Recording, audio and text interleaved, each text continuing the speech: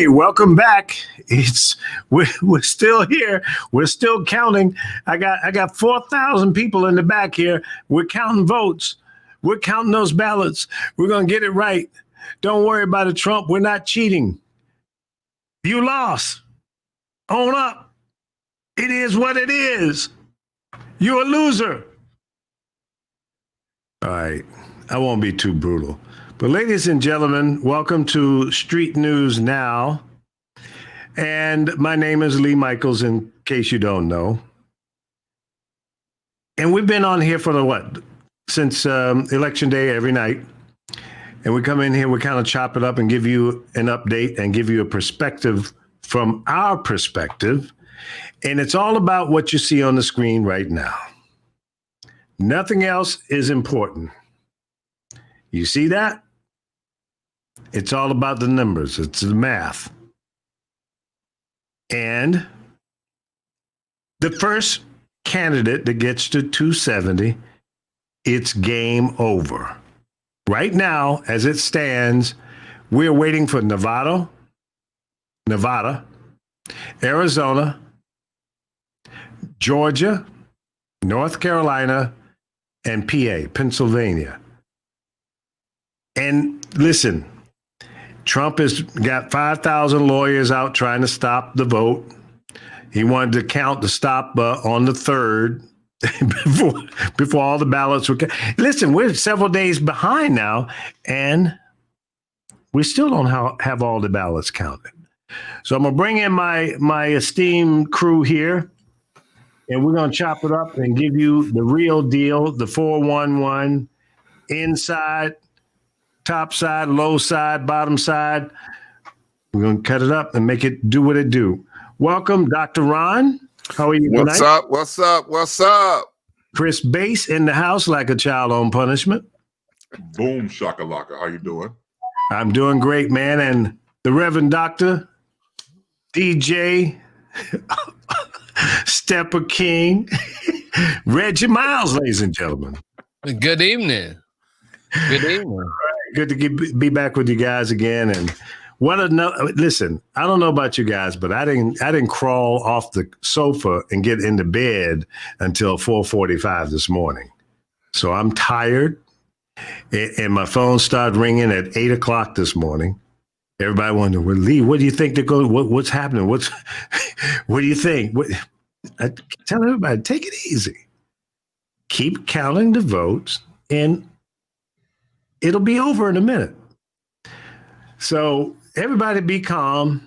Don't worry about these crazy people standing out there protesting where the ballots are being counted in several cities. That makes no sense. What are you trying to prove? Don't believe what Donald Jackass Trump has been telling you. He's a sore loser. He's on the TV tonight complaining that, the polls were wrong. They were wrong. It was voter suppression. No, it wasn't. Yeah, the polls were wrong.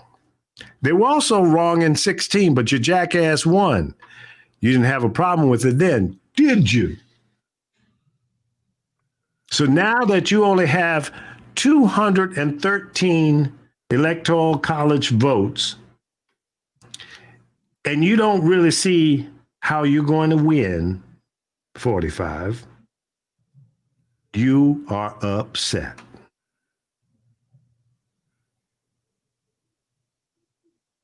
Game over.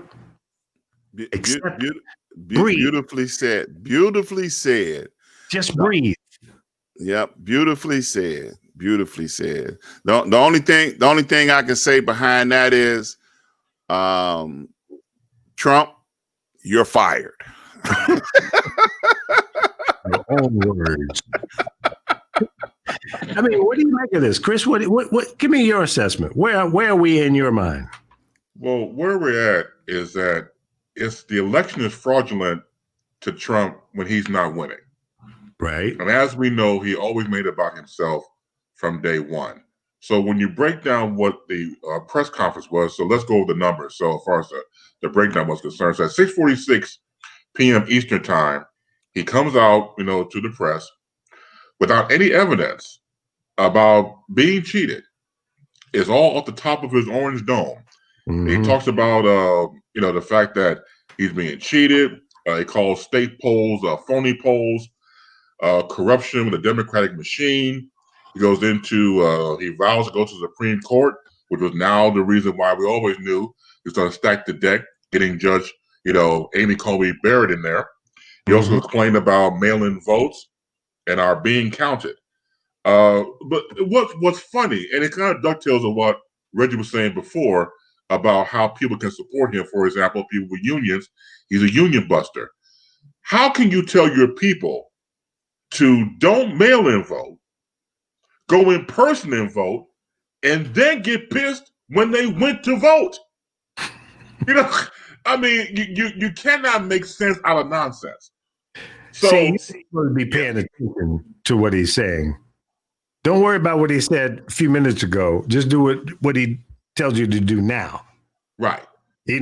Stop the votes in Pennsylvania and Georgia, but Arizona, you keep voting. Right. Exactly. You know how some people were you coming up, maybe your parents, maybe older people. Do as I say, don't do as I do. And right now I'm looking at the updates coming in. In Georgia, it's only 1,902 votes away from taking the lead. It's 49.4 for each candidate in terms of percentages. So they're basically even. They're 1,902 votes away from taking him out of the lead. And the votes are still coming in. That's right. Oh, boy. Do you know he's probably turning over tables, throwing, vases and stuff, and, told his wife to go to bed, and his kid, the 14-year-old, what is he, 14, 15-year-old Lurch, he probably sent him to bed at 5:30. So, come on. I was in the White House for nothing in the world. Nothing. Well, also what was interesting from a broadcast perspective. So CBS and NBC both had their network anchors talk over him, which was nice, and they kept him in a box. Right. And they talked over. I thought that was pretty cool. ABC cut him off. Was like, we ain't gonna subscribe to this nonsense. So ABC cut him off. 3 minutes, he began to repeat himself. Exactly. So they were like, no, we can't have that. Cut. Go to commercial. And they did that. So CNN, obviously Fox News, BBC World News, and OAN carried the whole press conference in its entirety. But again, we're seeing networks saying, you know what, we got tired. We're tired of your orange monkey ass. We're going to cut you off at the knees and go into a commercial or have anchors talk over you and give commentary. Yeah, because otherwise you carry his rhetoric and lies. It blows your credibility. It really does. As a broadcast entity, you carry those type of news feeds from him. People go, well, why are you doing that? Because I know that's why I'm screaming at my TV. I'm starting to throw things in my house and say, come on, get this fool off the TV. Yeah. 73,636,547 votes have been casted for Joe Biden. Now, these are the biggest numbers ever. There's never been an election with the returns like now. Why? Because people didn't like what happened in the last 4 years. New voters, old voters, people that were never interested, like Shaq, and never voted before, are active now. You can't keep throwing garbage in somebody's face and in their yard and think that it smells good. We're smarter than that. Now, for those 69,612,000, whatever, that voted for him, I hope you wake up tomorrow and realize that maybe you had poor judgment. Now, listen, you vote for whoever you want to vote for.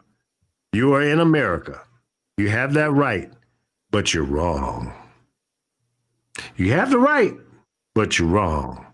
You drank some nasty Kool-Aid that's going to destroy you. To all 69,612,000 of you, my one question to you is, how has your life gotten better under the leadership of 45? That's it. That's all I want to know. And that is a very relevant question, because I'm still looking for all those black people that number 45 said he did a whole lot of stuff for, that makes him the only president that has done stuff for black people since Abraham Lincoln. I'm still looking for him. I ain't ran across none yet. Every time, that statement comes up, I'm like, where are these people at? Wait a minute. Do I look like a black person? Tonight you do. Okay. Let me be clear. Let me answer that question for you. As a black person in America at the age of 70 years old, Mr. Trump, you screwed my business up because of your poor judgment in downplaying a virus. Now, you made a bad decision by downplaying it. I'd have more respect for you if you come out and say, ladies and gentlemen, America, we have a world pandemic.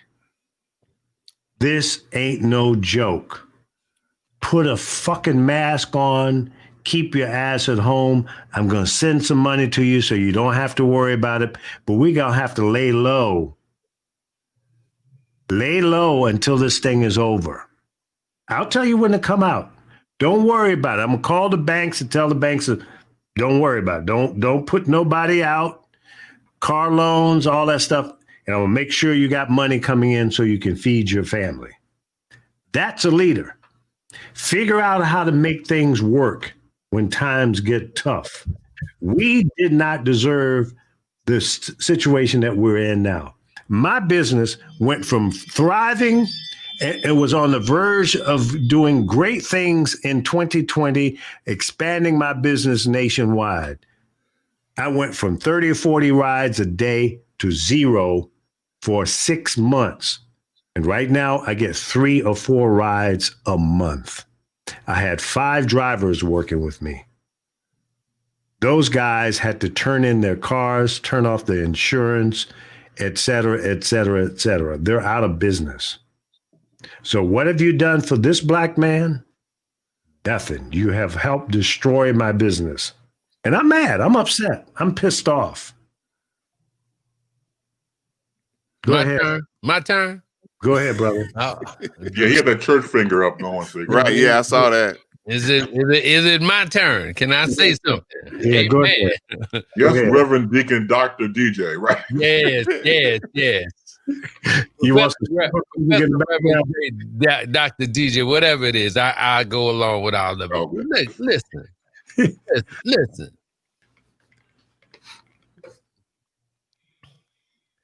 When the man made his statement, and I got to say this first, when the man made his statement, and I'm going to piggyback off of some of the things that you all said, the man was still pulling the race car. My man called out Detroit. My man called out Philadelphia. And Lee, you talk about the 69 million that supported him. That's the problem that we're facing in this country. We still divided, baby. It's still messed up with a capital F here. You understand? Because we're all one people. We're human beings. And so this, putting this over here on this side and this on that side, all that has to cease. Because Lee, you when you couldn't do your business, I'm not able to teach at the schools where I am. And this was based on one individual's selfishness, his selfish concerns. This man cared about no one. I'll say this again, like I've said before, I'm not sure that a businessman knows anything about governance. Now, he may know how to handle a business, but at this particular time, we needed governance. We needed somebody to help to take care of us, and that wasn't happening. You know, he talking about, well, yeah, he overlooked. He actually thought everybody was stupid but him. Mm-hmm. You understand? He said it was a pandemic going on, and he gonna say, well, look, no, it ain't no pandemic going on. You know, I'm gonna still do these things. And so he didn't want anybody early voting for him. Or he didn't want to deal with no early voting, saying that, well, you know, you could steal elections like that. I would have bought into that myself, because at least that would have showed that he had some care for people, their safety. He showed no concern for none of that at all. And as we've all said, people are just tired of his shenanigans and what he's all about. He's a businessman who did not know how to govern. We need someone who knows how to govern right now, because this pandemic is out of control. It's out of control, but yet he still got people going out there. And when your own people turn on you, you know, when your own people turn on you, it was like, and it's like I said when we met yesterday, I said, look, the big guys, the bigger elites, they said, go on, let him say what he wants. Let him go on and do what he want to do. Let him cry his way on out. We ain't got nothing to do with it.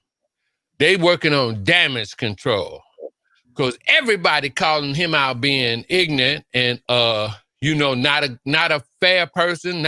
You don't have any class. You can't lose graciously. And Republicans they're getting ready to go into strict damage control. They're going to try to maintain themselves, because this boy going to mess it up for them.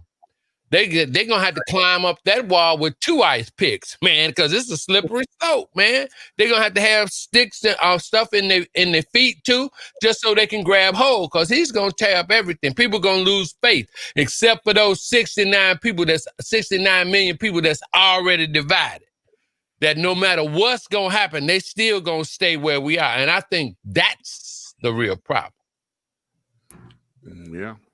Yeah. Did we do Chris already?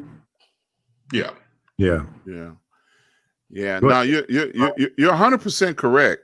You know, there are people that believed enough in him to vote for him. So those people are still going to be hurting and still not going to have faith to believe in the new administration that's coming in. Not right away, anyway. You know, and that's going to be a problem, you know, because they're going to not want to participate in the government. It's so crazy. I talked to somebody today over in your home state, Lee, of Virginia, and they were so disappointed of all the people that voted for Biden. They say, y'all vote for that demon.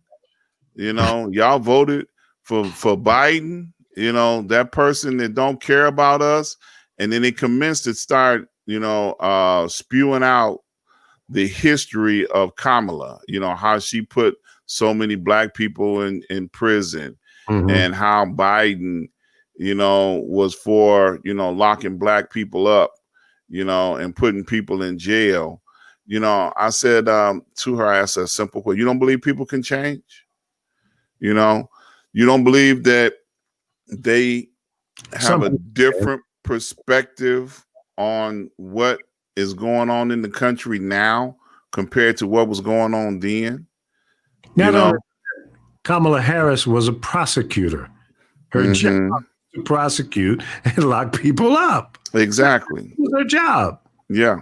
You know, tell me one prosecutor that you can say what was fair and he or she didn't lock up black folks or white folks or Hispanics or Jews or whatever. Show me one. Show me. She was good at her job. You know, that's what you're supposed to do. Right. You know, she probably took more plea bargains from a lot of people, so her numbers would go up, because most prosecutors don't go to trial. You know, they just take plea bargains. And then most people that are facing, any type of time, they take the plea bargain because it's less time than what they'll get if they take it to trial.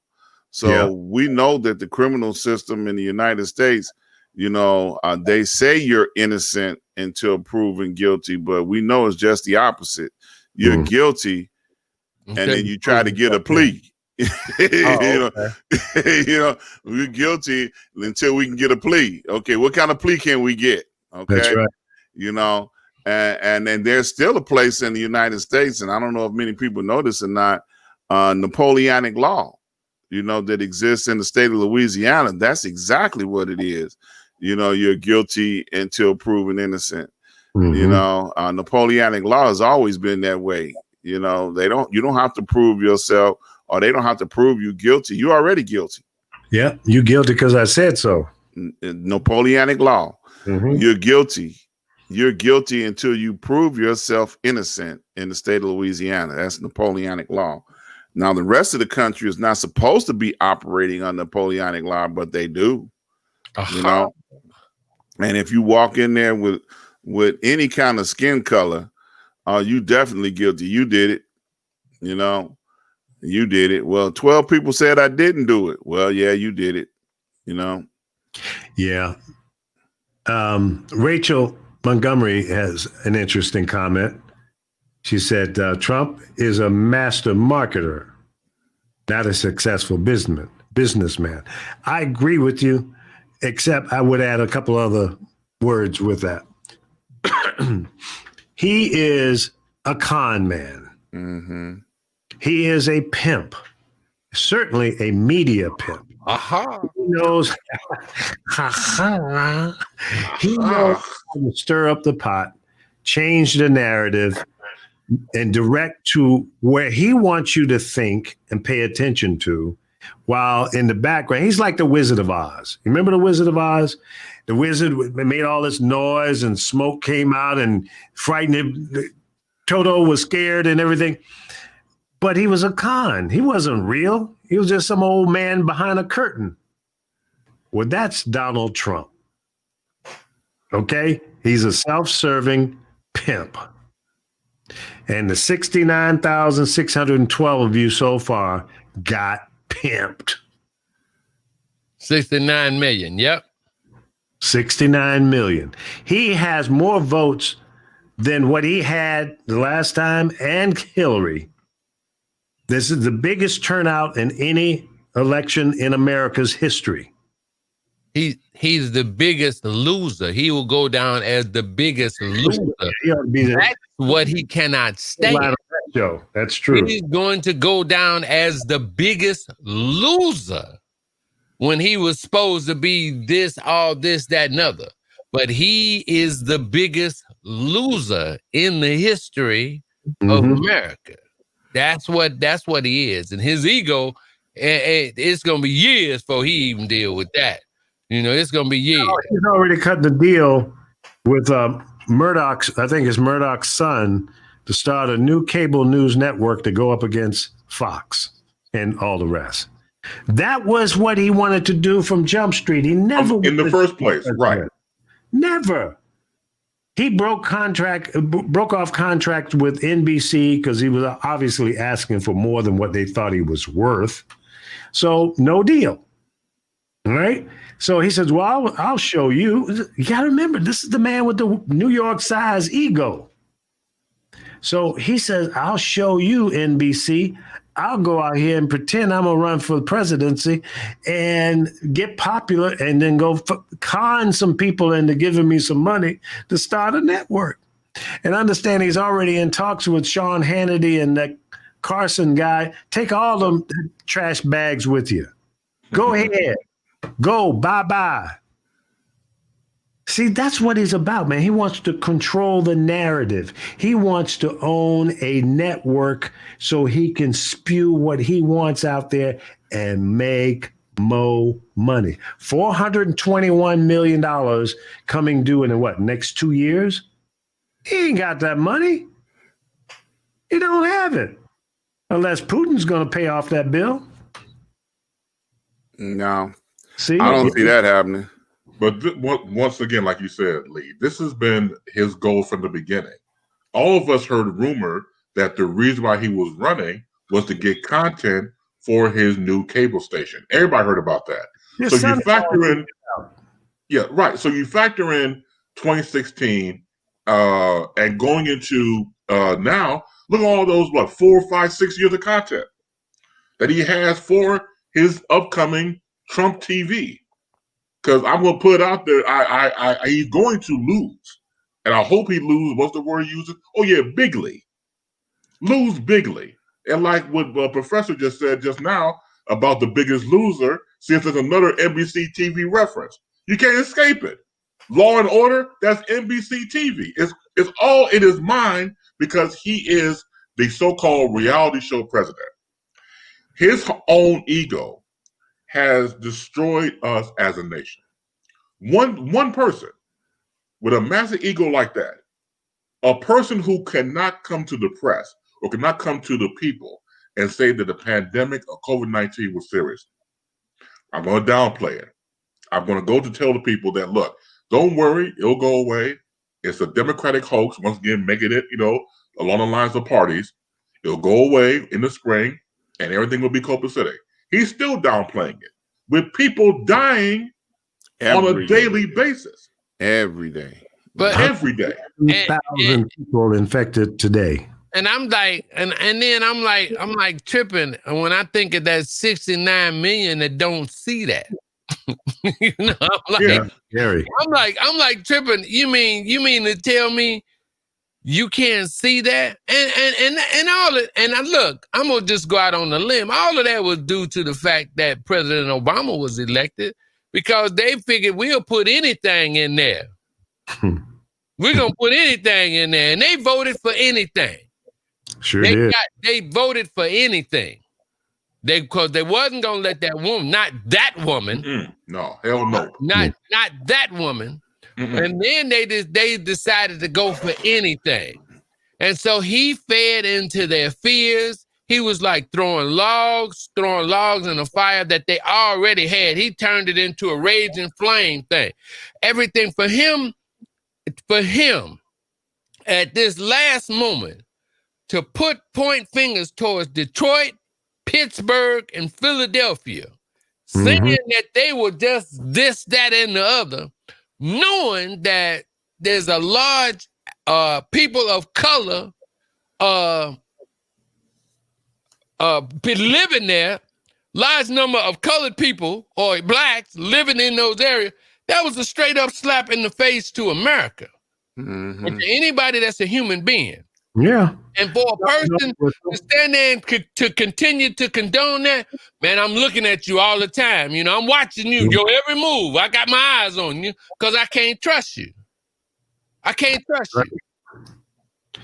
I just put the link into the chat room here in Facebook. If you want to join us, want to step up and be on the camera and microphone, just click on that link. It'll bring you right into us. To the broadcast, and I'll put you on the air with us. We can bring in at least 6 more people with no problem. So come on in. Don't be scared. Well, I'm sorry, you go ahead. Yeah, I was going to say, since you said that, you might as well tell them what you got going on. We right here on Facebook Live. This is our 3rd night coming together on the Street News Now Network. We're here talking about the election results that have not been officially confirmed, but it's a lot closer now than it was 2 nights ago.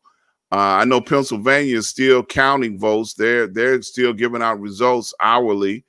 Some of the other places have shut down for the night, but we are back. We started this journey 2 nights ago, and we are still here bringing the information as we are finding out. And talking about it along the way. We have the legend, Mr. Lee Micheals, who brought us all together here. We have the Professor, Reggie Miles, doing his thing with us tonight. And we also have my brother in broadcasting, once again, Mr. Chris Bass, who coined us as the 4 Horsemen? The Four Horsemen. Correct. Okay, we're the Four Horsemen. All right. And I'm Dr. Ron. Y'all see our names right here. We got the phone number. We're going to give the phone number out. Lee, you want to give it out again? Let's see. What is the number for U-Haul? I want to start promoting U-Haul to have them.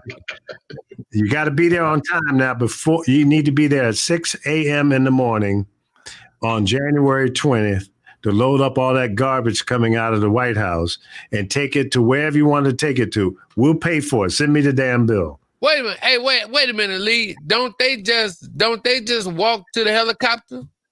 Yeah, typically. Yeah. The helicopter. He ain't got nothing. I know he don't have nothing in there. They just gonna walk. They just gonna let him make that long walk to the helicopter, and he gonna have that last ride. And they're gonna pick it. And I hope when they do it, I hope they pick it up when the helicopter leave, and I hope they keep the scene on until he just disappears. Well, see, I hope he is so humiliated that he will resign before the 20th of January. Like maybe tomorrow, just resign and just say, I don't want to do this no more. Because he's a juvenile. He's a kid. He's a little punk bully, schoolyard bully. Okay. You must didn't see that executive order that he signed on yesterday then, huh? He ain't going to quit. He's still cutting up stuff. He signed an executive order saying, okay, that he put a committee together to investigate what the founding fathers have put together for history, and that's what he wants to pursue after teaching in this country, what the founding fathers' history put together. So, there was a reference made about the founding fathers, so he got a committee put together to try and get that history straight. So, I mean, what is he trying to say, that we don't understand the Constitution? Is that what? No. There was hold on, let me pull it up for you. Y'all talk while I'm gonna pull it up right quick. The Federalist Papers? I mean, what is he talking about exactly? Okay. Is this gonna make me go get me a bottle of wine? Probably. Look, great minds think alike, because I got one chilling right now. I'm about to go get mine. Yeah, I mean, I'm like, do I have to get some wine on this? Okay, here we go. Trump signs executive order. We will stop the radical indoctrination establish a 1776 commission to instill patriotic education. I'll be right back. Okay. Respond when he first addressed it in a speech responding to the 1619 Project and other effects to change how American history is taught. Okay. Forbes magazine reported this. This dude is still trying to play on this white supremacy type thing. And and by any means necessary, he gonna try to push this white supremacy envelope. And it's a climate now where white folks, they ain't, they gonna keep that, but they really not feeling that, because this country can't sustain itself if we're still fighting on the inside with one another. Well, look, that goes back to what we just said. He was not going to peacefully go away. He going to keep on throwing up rhetoric and bullshit. Yes, I said it. Bullshit. That's going to continue chaos and confusion until his last second. Okay, well, I'm gonna break the rule. I'm gonna do it today. I'm gonna do it today. When that number hits 270, I don't give a fuck what he does. He's got to go. Ain't no saying. When that number hits 270, I don't give a fuck what you talking about. You're out of there. That's the law of the land. There you go. Hey, That's look. It took 2 days, but we finally got the professor in his comfort zone. Right. Salute.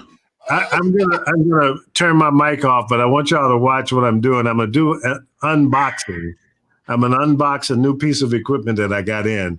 Street News Now is my new child, a media child, and what it's all about is I'm trying to create an opportunity for reporters around the country can stream in their reports from the streets, news as it happens. All right, now. You got to be prepared. You know, I love my toys. Okay, folks. I love just come on, get down with it. Get to the point, man. You know, I'm ready. I want to know what is this. You know, Geek. yeah. Okay, so I think yesterday I showed you guys the reporter mic. Right. Okay, it's a Rode mic, nice long handle on it. And you can get up on somebody and do all of that. But because we are in a pandemic, as a reporter, you might not want to get up on one of these people, especially if they don't have a mask on. Oh, no, you ain't got no pole. Oh, man.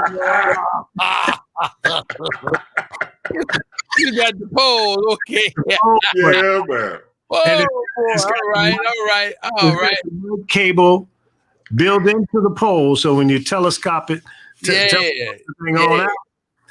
Yeah, we're gonna set it up here while we're on the air. So this is what we got to do, though. Okay, we got to get out on the streets and go to where the action is. Like these people standing out there in front of the place where they're counting the votes. Okay, come on, are y'all stupid? Man, that's just feeding, stoking that fire on this racism, on that white supremacy thing, thinking you're gonna be cheated. What happened to Al Gore? I mean, he got cheated, and Al went on and took it. Say what it is what it is, and he went on and walked out. Just because you was a reality TV person that became a president, you got beat, dude. You got beat worse than all the other incumbents that got beat. You got your distinction in history. Man, you went over Bush 92. You got the most votes of any president that ever lost in this country. You got nearly 70 million votes for you, and you still lost 70 million. So you the greatest loser as a president that's been here. And this what if you ask anybody right now, well, what you think about Trump? First thing they're gonna say is he ain't blank. He ain't blank. Look, and it's so funny on social media. You see all of the presidents that are still alive, you know, come together and crack jokes on the sitting president. That's Obama. They got Bush. You know, they got Clinton. I remember when the pandemic first started and all of the rumors came out of the White House that Trump was hanging out in the bunker. You know, now these three guys was up there laughing together, talking about, you know, we out here. How's that bunker look? Because we ain't never been in it.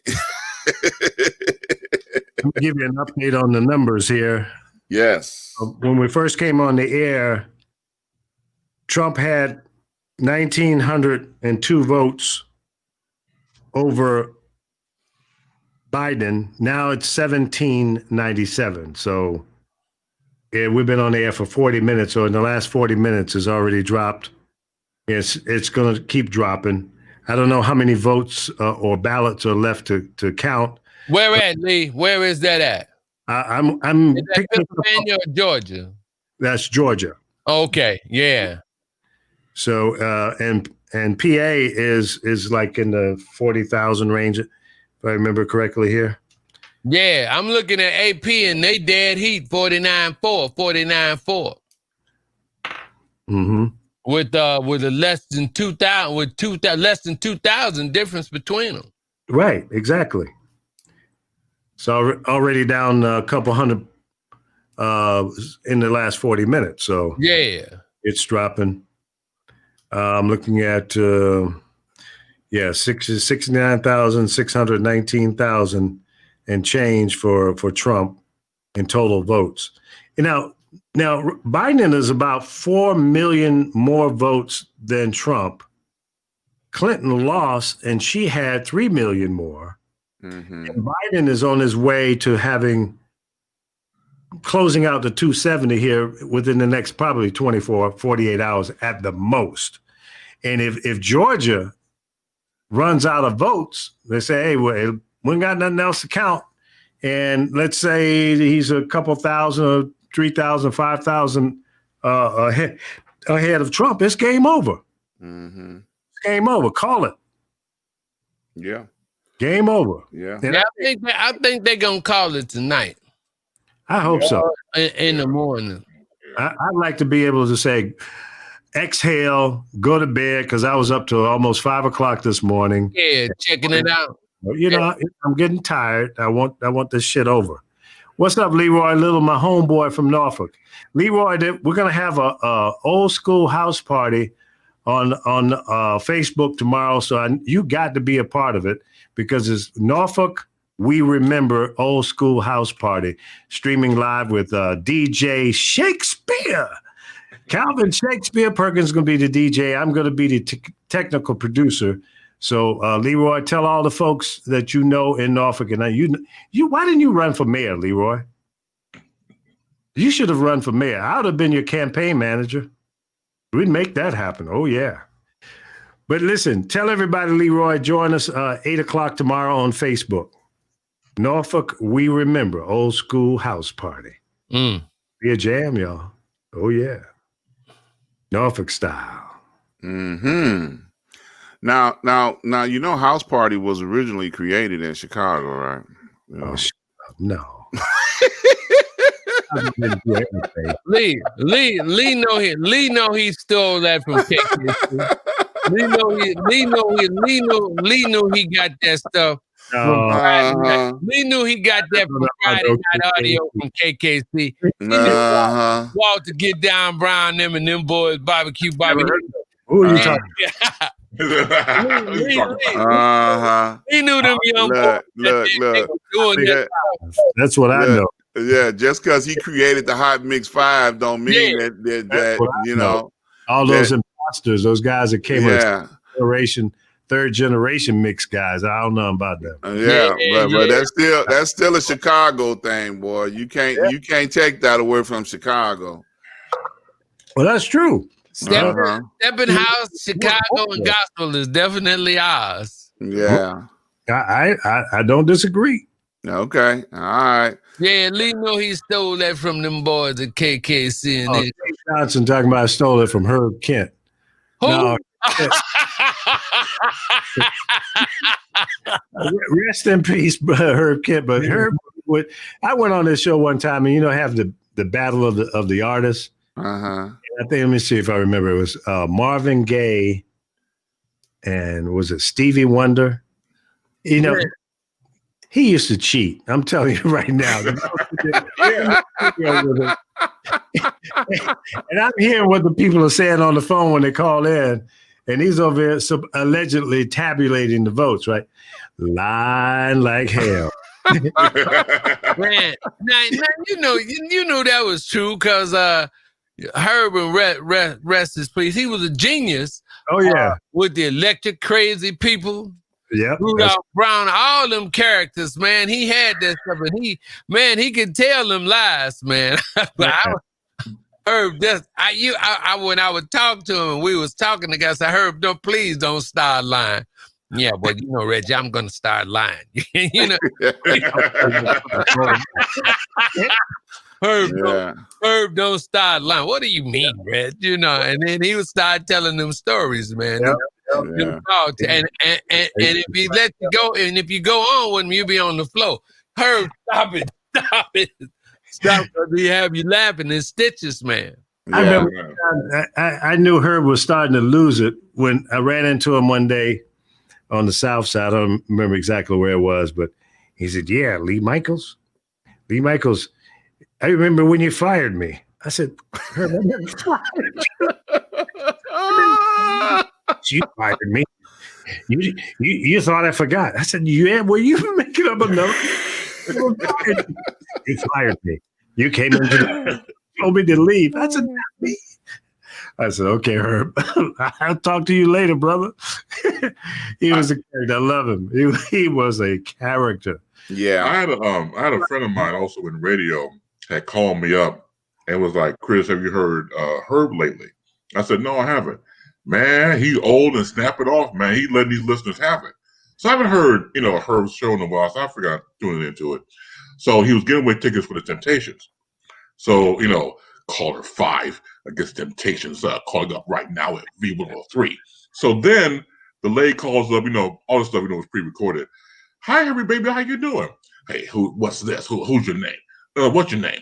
I'm Linda. Linda, and you and a guest go to Horseshoe Casino to see the Temptations coming up Saturday. I love you. You don't love me. We want these goddamn tickets. Hold the phone. That's Herb. That's Herb. Oh, man, I hollered, man. Yeah. He gave it the business, doctor. Oh, totally. Yeah, he was. Yeah, he was a character. He did it a long time. I'm telling you, boy. 7 And decades. and as skinny. 7 Man, decades. that brother, boy, he couldn't gain a pound of weight, boy. I don't care where you saw him at. Boy, I tell you, he was thin as a rail. Yeah, he was. Who was the guy in New York, Herb's counterpart in New York? I can't think of his name. Hal Jackson. Jackson, yeah. Hal and Herb. Yeah, 2 characters. Yeah, and Herb was one of the first of 3 people to go into the Broadcasters Hall of Fame in Chicago. He, Yvonne, and who else went in with Herb?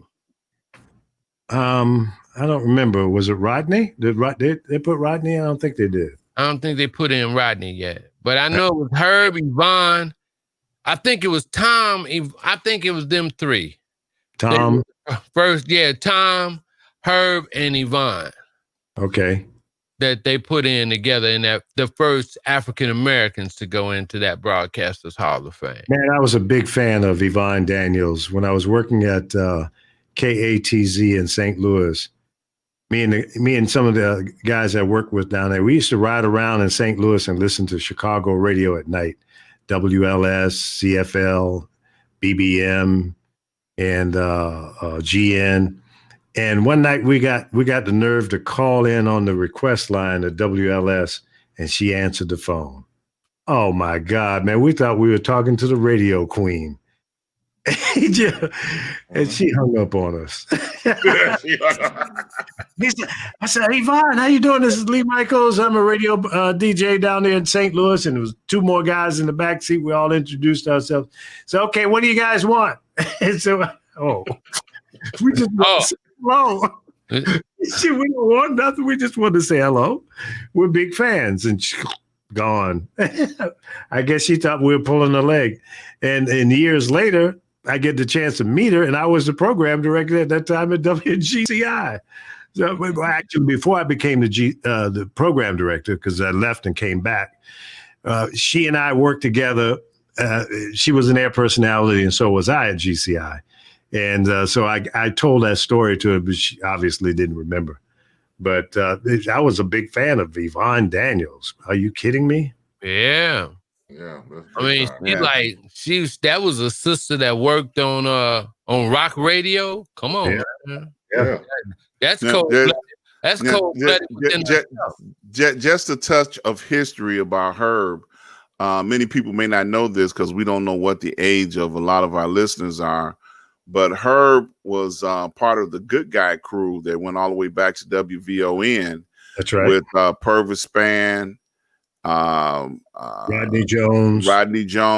And they were they were the ones that originated putting VON on the map. You know, when the station 1963, 12 o'clock, Purvis opened it up with the blues show.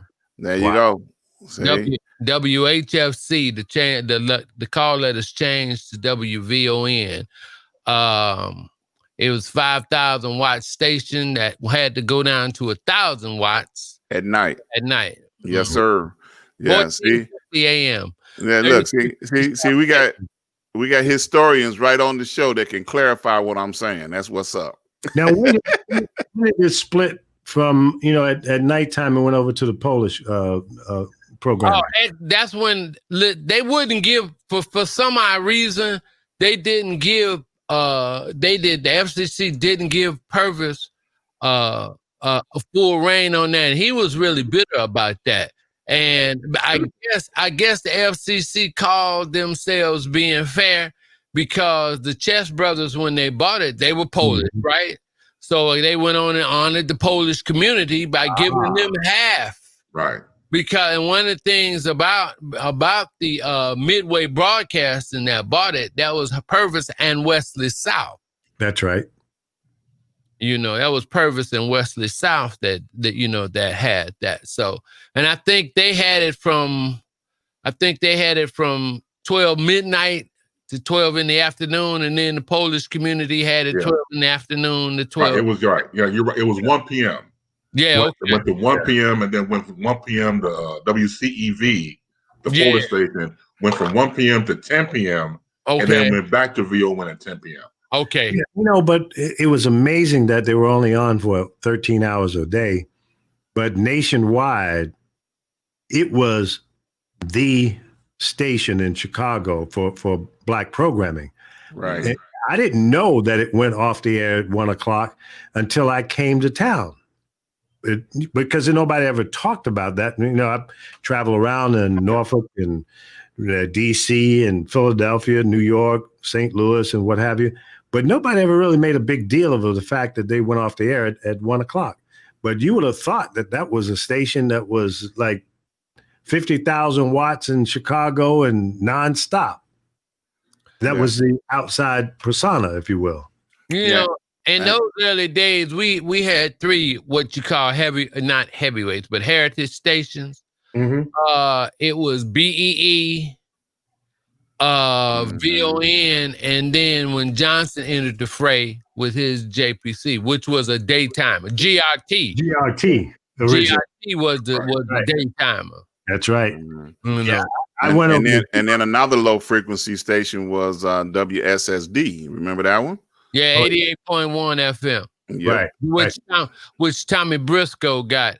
The Postal Union, they got it. And then that went silent just a few years ago. Yeah. I'm looking at numbers, guys. Georgia, the spread is only 1,797. The spread on Trump is still leading by only 1,797. The numbers are still coming down. What's interesting about Pennsylvania, on election night on the 3rd, it was 600,000 votes for Trump, ahead of Biden. Now it's down to 41,305. Yes, that's it. Amazing. And they're still counting votes. When they had the press conference today, I think the Secretary of State mentioned that they had 370,000 votes to count. Right. So that's still a lot of votes. Yeah. And at that time, I think I want to say it was around 60 or 70,000 lead for Trump. So it's like a pencil. It's sharpening that thing down, carving it away. Yeah. So and then and for those that are not paying attention to mainstream media right now, I'm gonna take a page out of their book and explain why these numbers are changing. In some of these states, what they did was they counted the election day votes first, the votes that were tabulated were cast on election day. And then the reason why we're getting all of these, shifts and numbers is because they are counting the mail-in votes, their drop-off votes. They're counting them now. So the numbers are slowly coming closer together because of all of these votes that were in their possession and legally cast, they're now being counted. So that's why the numbers, for those that are, because some people are getting tired of this. On every time they turn the channel on, they're talking about this, and they may switch the channel before they get a chance to really understand what they're looking at. And the numbers are they're legally cast votes, and they're being legally counted. And no matter what diversionary tactic that the Republicans are trying to cast, the numbers are getting closer and closer. And the only way that the sitting president right now can win, if he loses Georgia and he loses Pennsylvania, it's over with. He cannot afford to lose anything that's still out there right now. And they're talking about 99% of the vote being in Georgia at the moment. So they still got 1% to hold on to that 1,797. But chances slim and none. Yeah. Yeah. 120,000 new infected people today. And our president never mentioned it. No. Never mentioned it in his press conference, nor did he mention it on Twitter. What a selfish piece of what. Yeah. Well, he's only concerned about himself, and he's always been concerned about himself. Right. That's the whole problem. Yeah. What's up, Jay? Thanks for tuning in, brother. Good to see you that you're still alive, and be safe. And if you want to join us, Slack, I know Slack, you got something to say. If you scroll back here in the chat, there's a link in there that you can click on, and it'll bring you right into the conversation. Assuming you have a microphone and camera on your device there. Or give them the phone number. Let them call. Yeah, okay. Or you can call in, Slack. Slack's an old radio guy, music guy as well. Slack, it's 954-668-4325. 954 668 668. No, just 954 668 4325. 4325. All right. Yeah. Look, that's the problem I had 2 days ago. I have a problem. Yeah, I mean, I was dealing with them 3 6s, wasn't a 66668. No, this ain't the devil. Yeah. Right. Yeah. Well, boy. I guess we talk. No, I ain't gonna say that. I'm gonna be cool. I said my one bad thing for the day. It's still early. It's still early. I ain't going back. I did it because just man, you want to entertain us. 270. Just hit 270. When you hit 270, I'm gonna say it again. I'm gonna say it. Just hit 270. Joe Biden hit 270, and then I don't care what. I hear you. I want to hear what the president-elect has to say. I do not want to hear what the sitting president has to say, because the sitting president, they might give us some money just for Christmas. When the house and stuff, they might decide they may need to stimulate the economy for Christmas and stuff like that. Okay, I'm gonna take it. But when this next wave come, y'all better be getting ready for this next stimulus, because if you're going to tell me anything, y'all need to keep up with what Canada did. Right. Okay, Canada dropped 8,000. Mm-hmm. And they didn't give it to them all in one time. They gave it to them in $2,000 increments or something like that every month. Every month.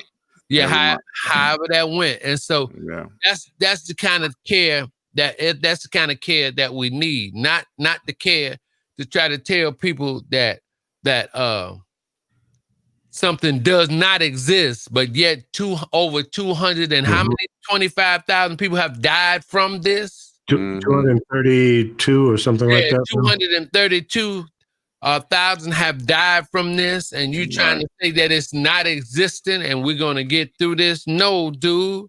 No. And why is it that it's got to be something wrong with this dude or something wrong? Because didn't this cat have a new cabinet member every other week or every other month?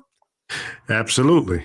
Yeah, he never had a cabinet. He never had a cabinet because people was a revolving door. Yep. Yeah. They come in there, they'll do 2 weeks or 2 days, go make a book, and that was that. Listen, I got this. Lee, I wish you could show this because they got this video that says Trump candidacy. The British people did it. Is Trump's candidate, whatever it is. Yeah. Candidacy? Yeah.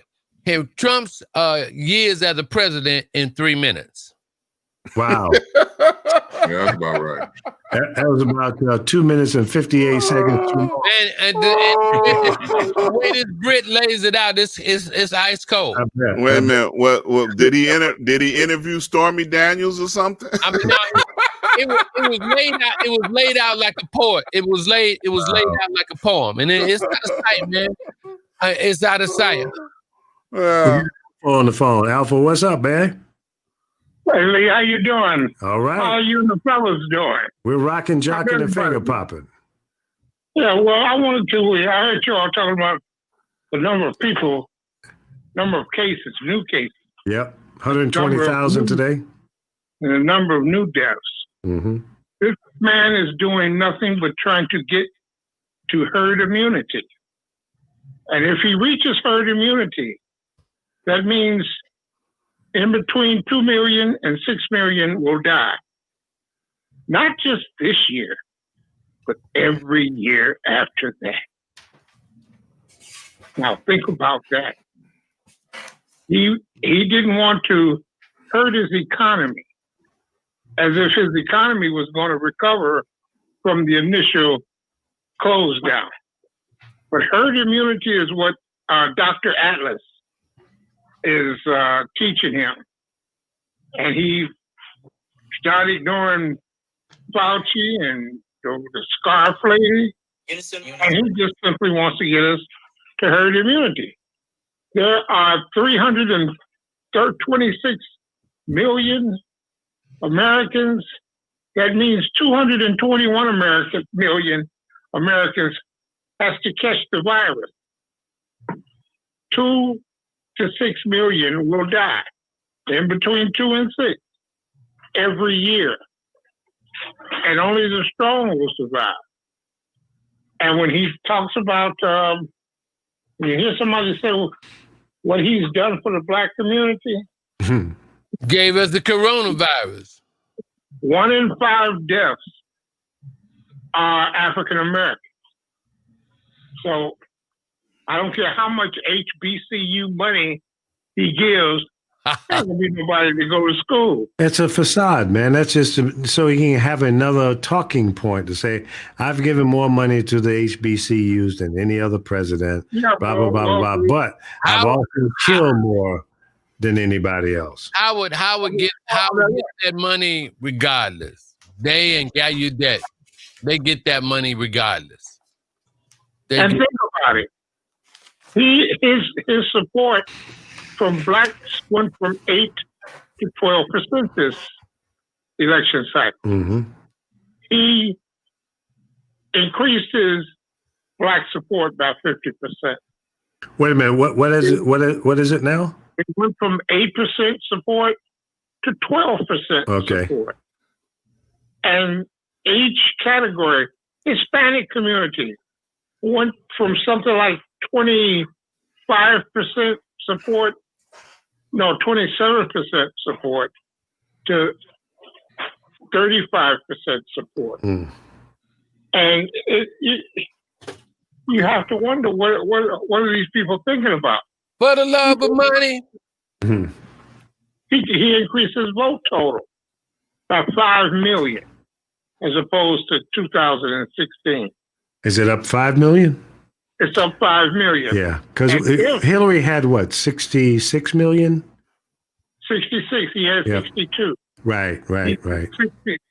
You know, and if Biden and that team had not run the kind of campaign that they ran, they would have lost because the polls were wrong, because the people supporting him were lying. Yeah. They weren't going to tell you that they were supporting. Yeah. And that way, so many people can, you know, well, we've got this, another one of those, but it didn't happen this time. Mm-hmm. He had a record, and he pissed off enough people that it jumped up and bit him in the butt. Now, we're going to wait on Pennsylvania. We're going to wait on Arizona. We're going to wait on Georgia. But if he gets either one of those states, he just needs one more. Mm-hmm. And this boy is out in the street. They're talking about he's going to run in 2024. He's going to be a convicted felon. He can't run. Wait a minute. Alpha, can you give me that in writing? What, he's going to be a convicted felon? Give me that in writing. It's already in writing. I hope you're right, man, because that's what he deserves. He needs to go to jail. Yeah. Well, look, let me throw a question out right now. Since you just hit a point, do you think in the future that polling will be a pliable part of the strategy of anybody that's running for office? Since in the last two major presidential elections, the polls have been off by so great amount of number. So do you think that that's going to still be a strategy that they try to apply? Yes, the polls will still try to run the same, run the same game. Let me put it like that. But this market has turned into something like Cambridge Analytica. Cambridge Analytica was the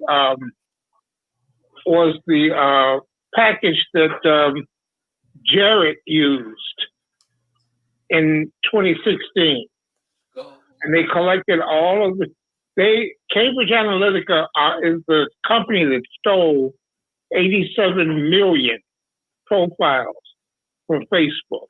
Mm-hmm.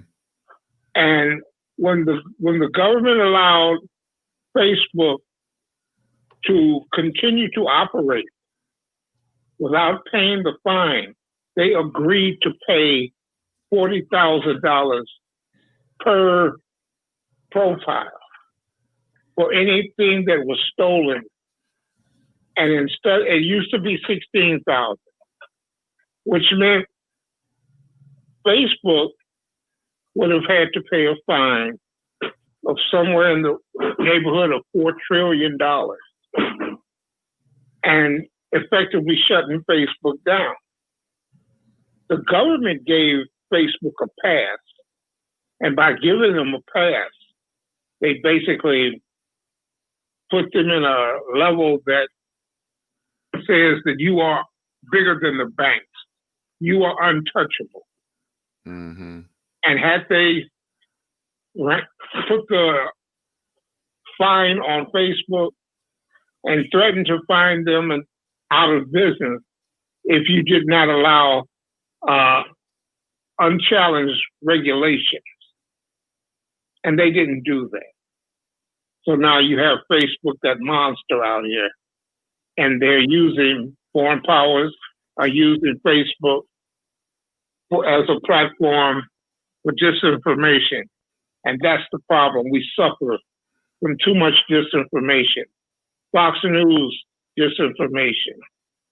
And the media itself, who basically ran up behind Donald Trump like little lapdogs and chased the ball in the soccer field every time he said something. And that's what kept them afloat, because the revenues that they were getting out of a Trump administration that Trump was creating for them, with all of the havoc and the lies and disinformation. Yeah.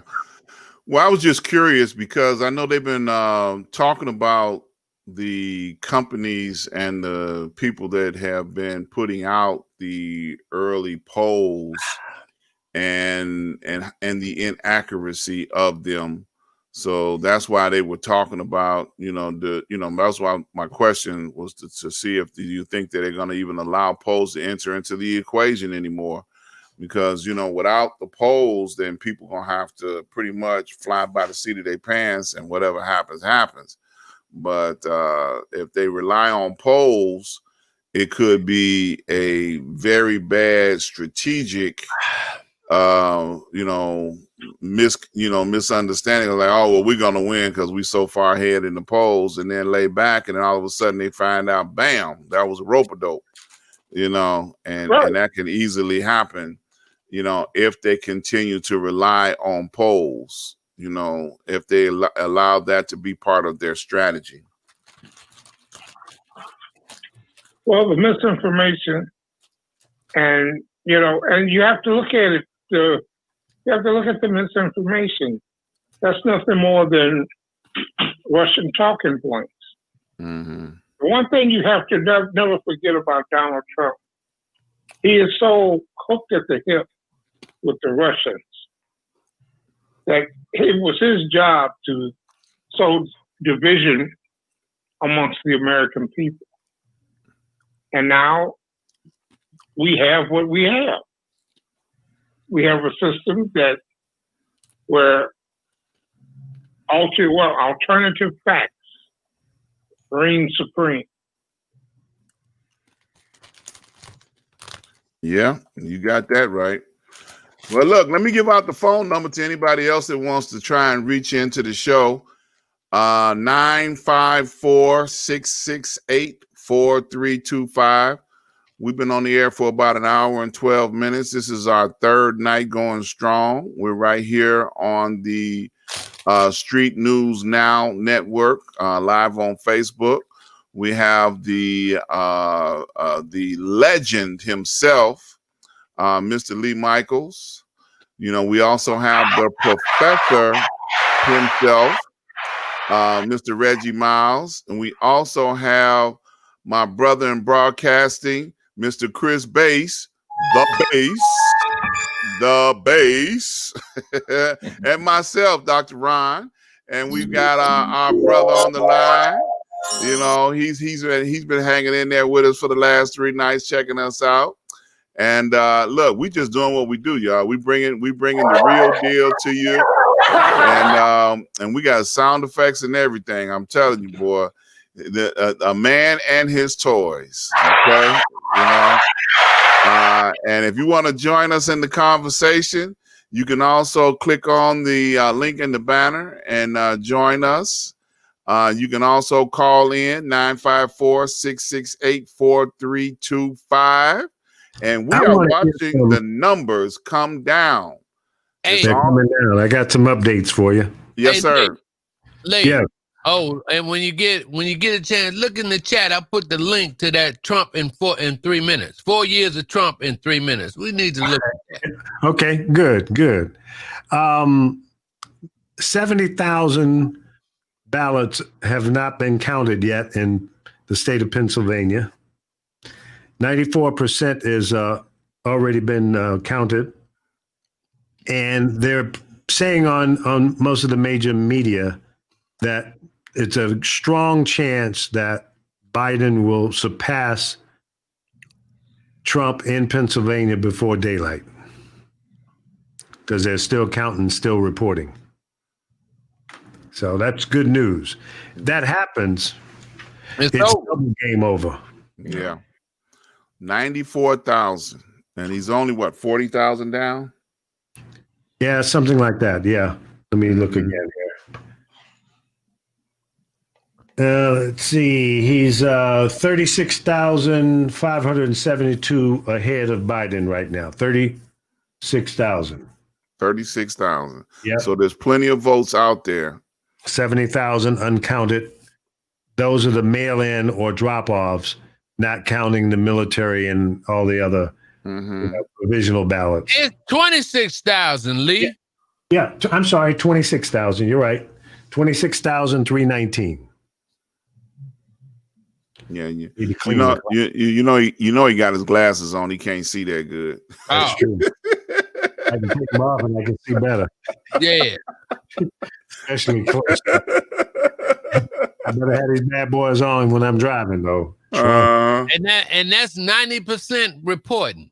95%. Yeah. Okay. That was 95. Mm-hmm. AP says 90. Okay. The number is getting closer. Yeah, and it's 1,700 and change in Georgia. Yeah. He's now in Nevada and Arizona. Now Fox is reporting 26,132. Trump is ahead. Okay. Yeah, well, they're close. That's just over 26,000. Yeah. And then we're 1,775 in Georgia with Trump ahead. Yeah. So that's what Fox's report. So there's 3 ways to 270 or above for Biden. Nevada and Arizona, the two of them together will take him to exactly 270. And Georgia, was Georgia do it by itself? Yeah, Georgia will do it by itself, right? Right, because he's at 53, right? Right. And or Pennsylvania. And Pennsylvania taking way above. Right. So my guess is he's going to get Nevada, Arizona, Georgia, and Pennsylvania, and we'll let him have North Carolina. You can have it. Yeah. Yeah, he's up 76,000 in North Carolina right now. Trump is. Okay. North Carolina represents 15 electoral votes. So so let him have that. Yeah. Yeah. And he needs a miracle, basically. Yeah. I mean, if he gets North Carolina, he's at 228. So who cares? Right. Yeah. When we look at the speech that the so-called president had earlier today at 6:46 p.m. Eastern Standard Time, not only do we know that he's always making it about himself, but he sounds like a man defeated. And he always takes the responsibility of not being responsible. That's how he operates. So anybody that does things, the responsibility of not being responsible. And so, here's a gentleman who always, I use gentleman very loosely, who it must be beautiful to have no responsibility whatsoever, and you don't take claim to everything. It's always somebody else's fault. And so I said earlier about how he never has any allegiances to no one. You know me, I love media. I'm a cartoon aficionado. There's an episode back in the day of the Flintstones. So Fred says to Dino, "I dare you to bite the hand that feeds you." And Dino bit the fuck out of his hand. But it shows you the non-allegiance that this man has. Even people that I knew coming up with back in the day in the neighborhood, I grew up in South Shore, and I had friends that went into gangs. I never judged them. I mean, hell, we rode the same big wheels together when we were 6. Teenagers, they became, gang members. I didn't judge. I just never rocked and rolled with that. But when a person, say a lady and her children, walk down the aisle, or walk down, I'm sorry, not the aisle, but the sidewalk, they'll take off their caps and let them pass. Why? Because there was an honor still. There was respectability that was there. It was an honor among thieves, as they used to call it, and still do. Nowadays, everybody's up for grabs. And the thing about him is that there's no allegiance whatsoever. So when he's doing the presser earlier, undermining democracy, it goes across the board. How would you feel if someone that you support Trump, and God bless you, you support Trump, and he's telling you it's your fault? He's telling you it's your fault. It's like, well, damn, man, I went out here and voted for you, and I'm out here at the polls trying to work for you and everything else, and it's my fault? Either there's a wake-up call, a Jesus moment, or you're still following very blindly. with this man. So when you look at how people are reacting to it, regardless of it being a super spreader, they will go out in public and support this man. Right. You've seen him out there in the elements because no matter what he says, it goes back to what he said years earlier. I can take a gun and shoot a man in Times Square and nobody do anything about it. And really, that's come true. When you think about the people who follow him blindly like that. Follow me. Yep. I'll say that again.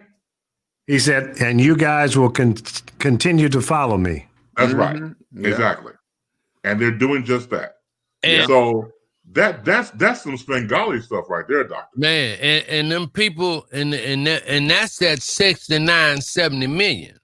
Mm-hmm. So that means I got a lot of looking around. I got to be looking for these people, especially when you bring up the map.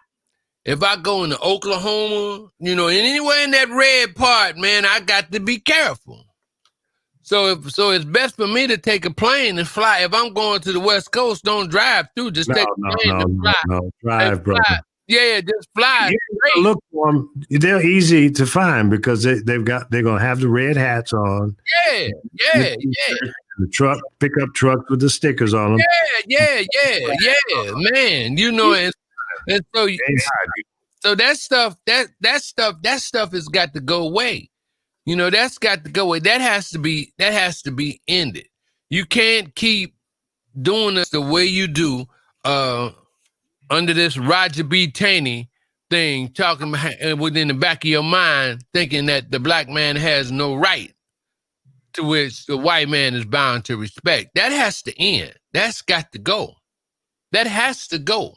And we got to have different type of leadership that will continue to move that. And the first thing we got to convince our own people is that we don't have no right to vote. We have an act to vote. And so we need to explain that, Professor, because I think a lot of people may not understand what you just said. An act is not a law. It's not a law. An act is something that they just put in order. An act is something that they can take away, like Obamacare. A right is something that they can't do anything with. White women have the right to vote, but black people have an act to vote. We have a Voting Rights Act. There's no black person that has the right to vote.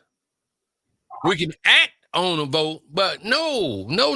That's the first thing we need to ask for. You put it into law that a person of color, those former slaves, the people that you all imported, the descendants of those people, they can vote in this country because their ancestors built this country. It was free labor, 450 some odd years. Yeah, it should be a birthright. Yes, absolutely. Absolutely. Yeah.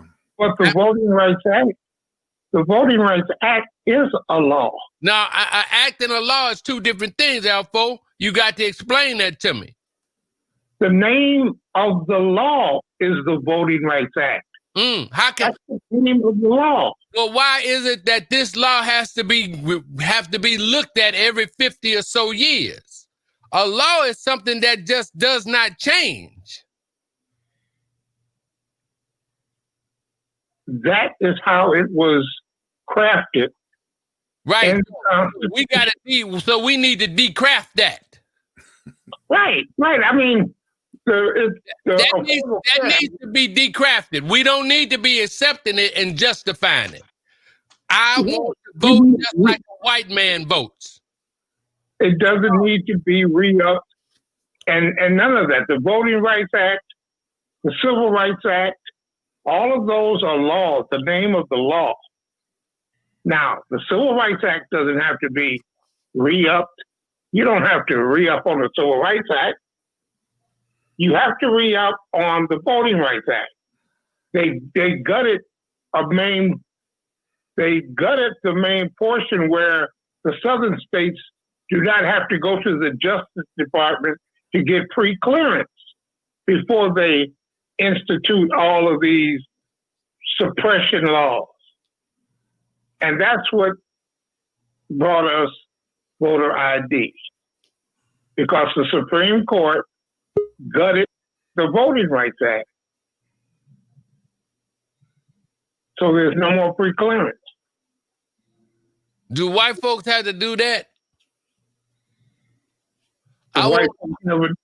I want to have the same thing that the white folks have. Unequivocally, no questions asked, no doing nothing for. You must be crazy. No doing nothing for. Just because I'm a human being born in this country. You can't have the same rights. I know. Well, that's what I'm going to ask for. That's what I'm going to demand. Oh boy, I just logged in from my tablet just to see if it would work, because we haven't been able to get anybody else to come in. I want to make sure this doggone thing is working. So is that your alias, DJ Roadrunner? Yeah. Beep, beep. All right. So I'm coming at you in 3D. All right. Oh man. And I'm gonna say this: you still just as ugly in 3D. Okay. Oh man, you done messed up. Now I got to do the same thing. Here we go. Here we go. That's right. Oh, here we go. Let's make it do what it do. There you go. Man, then I could be Professor, and then I could be Dr. DJ. All right, that's cool. I like that. Yeah. Y'all, a boy and they toys. There you go. Oh, you gonna do it now, Professor, or you gonna do it later? Because if you do it now, it'll be 6 boxes, and we somehow form a family, and that's how we all became the Negro Bunch. Yeah.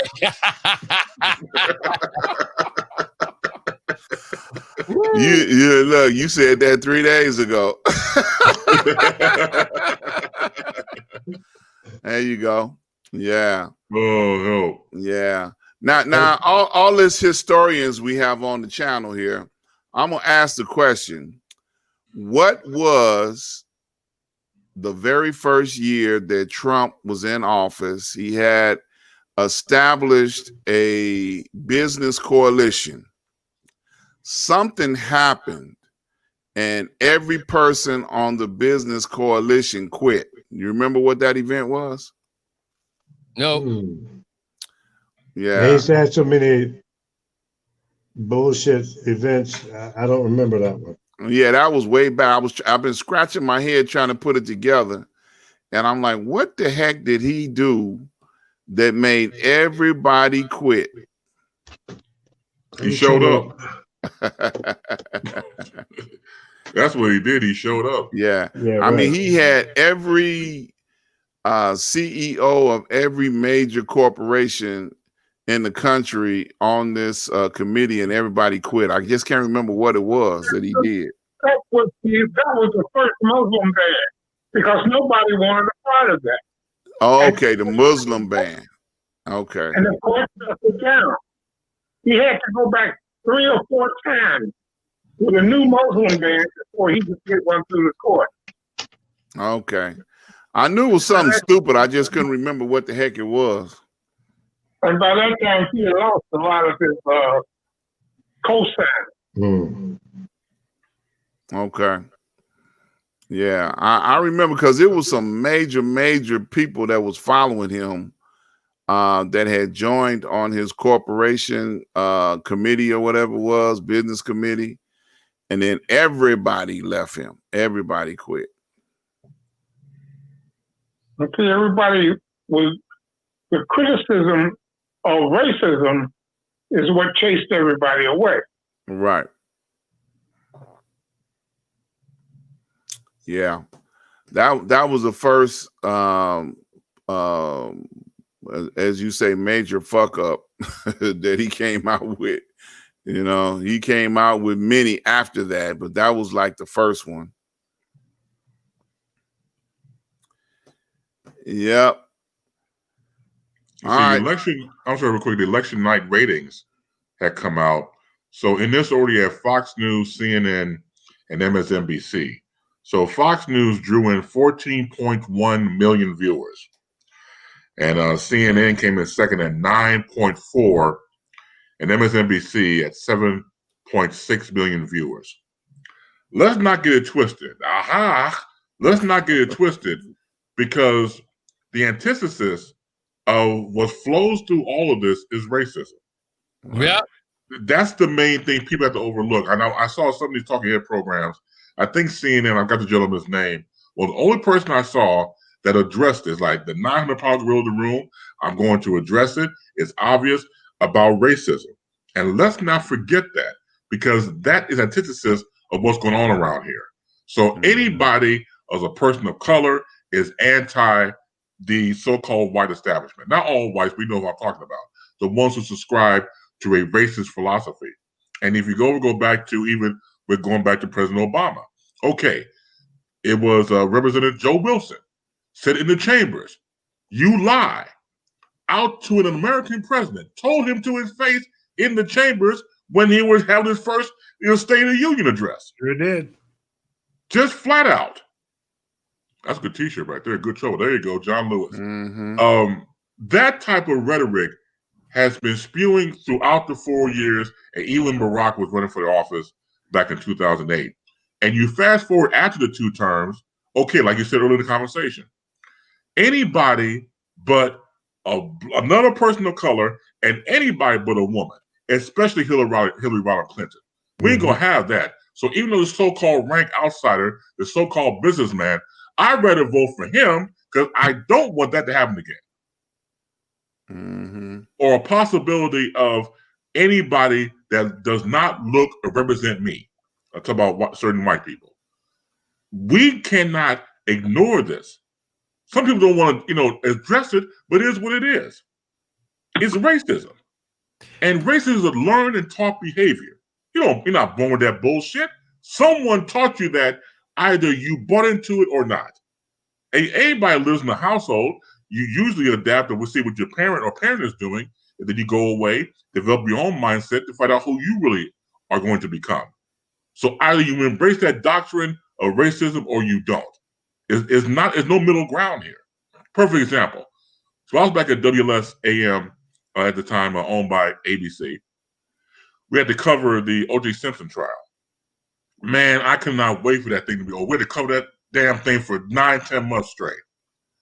And as soon as we got the verdict, man, I was so happy it was over with. Because you understand something. Man, please, look, doctor, it was rough. Because covering a court case is boring.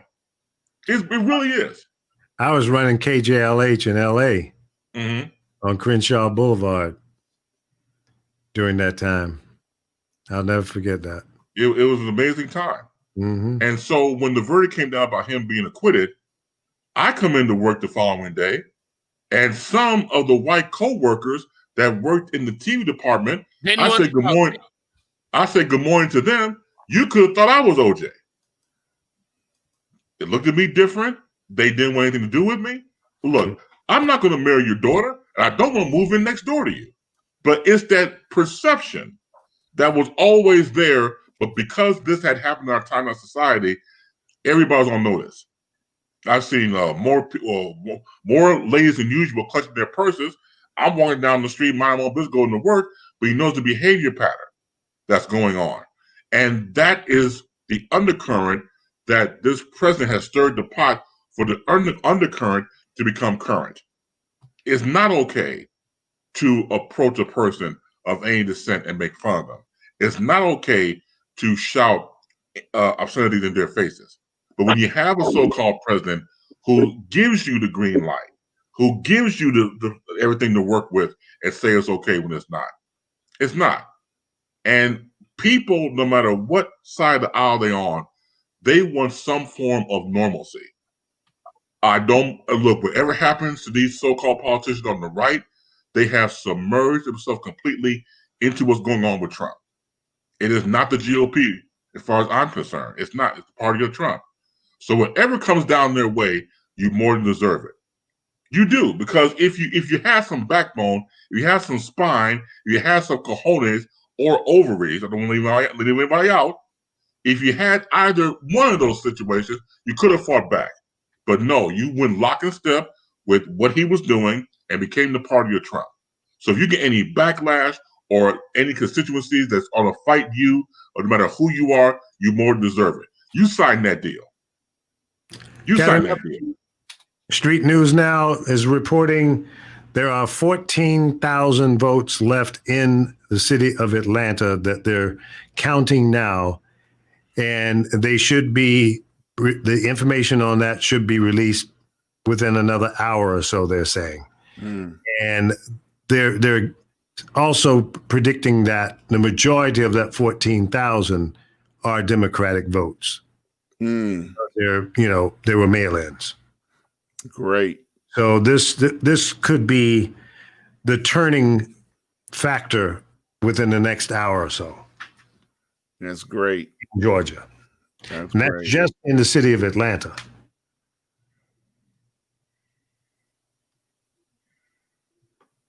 That's great. That's fantastic. Yep. So they're going to be counting the votes in Georgia throughout the night, they're saying. Yeah. And, so we should be getting updates on an ongoing basis. That's wonderful. Yeah, it is. It is. It's That's wonderful. Yeah. So, I mean, if they can get 20,000 or so votes ahead for Biden in Georgia, it's game over. I mean, Georgia might be the closer. Yeah. Yeah. Because Georgia is 15. So what was it at 254? No, 253. 253, right.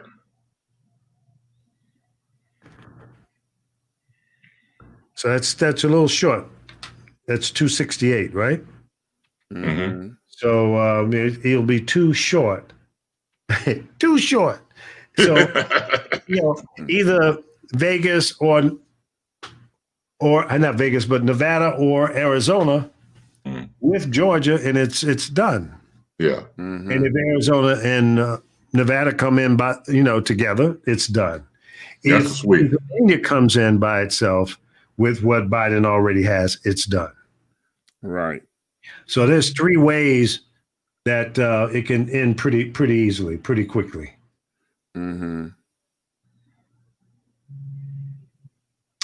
So it won't be long. I'm predicting within the next 24 hours. I don't think it's going to be 48 hours out. Well, some Whether of the votes, or not, yeah, some of the votes in Nevada, they said they won't be able to certify until next Tuesday. Yeah, but that's just procedural. I mean, once you count all the votes, it is what it is. Right. I mean, even if the certification is plus or minus a few hundred votes, for whatever reasons, it's not going to change the outcome unless the margin is so close.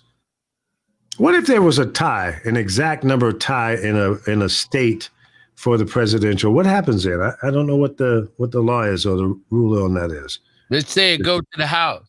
It goes to the state house. House of Representatives. U.S. Yes. Interesting. On a state situation, it seems to me that would go to that state. Well, it's a presidential election. So yeah. Because currently, with the balance of power in the Senate, you need 51 to control the whole Senate. So right now, it's a dead heat with Democrats at 47. They need one to pick up, and Republicans need 47 and one to pick up. We got 6 seats remaining. Democrats must pick up 4 Republican seats in order to have a complete control. Right. Is there a clear path to gaining that, though? I don't know. I know that a double runoff in Georgia, which is only 2. Well, it's not a double. Did it drop? Because it was only a single runoff. No, it's going to be a double. Okay. Yeah, it's Purdue and what's got Ossoff and then the brother and the lady. I don't remember their names. So yeah, it's a double runoff for both Senate seats. Okay. Yeah, because they first reported that one of the Republicans had at least 50. That was yesterday. Yeah, it went down. Went under 50. Changed. Okay. So now the If it top, stays under 50, then it's definitely a the top 3 will be in a runoff for the 2 Senate seats in the state of Georgia. Yeah. Well, since we're getting a little bored here, let's do a reset. We're 1 hour and 40 minutes into the broadcast. We are here the 3rd day straight in a row. We're on the Street News Now network, a creation of our brother, the legend, Mr. Lee Micheals. We also have on the line with us the professor, my brother in broadcasting, Mr. Reggie Miles. And then we also have Mr. Chris Bass, the Bass, and myself, Dr. Ron, and we're here doing election coverage for the 3rd day now. If you are interested in being a part of this broadcast, you want to call in 954-668-4325. Once again, the number is 954-668-4325. If you are interested in joining us via video, look up in the news feed and you will see a link that will allow you to be able to come on and join us live. We are interested in all callers and conversations. We want to make sure that we don't leave anybody out of the conversation. We're glad to have you.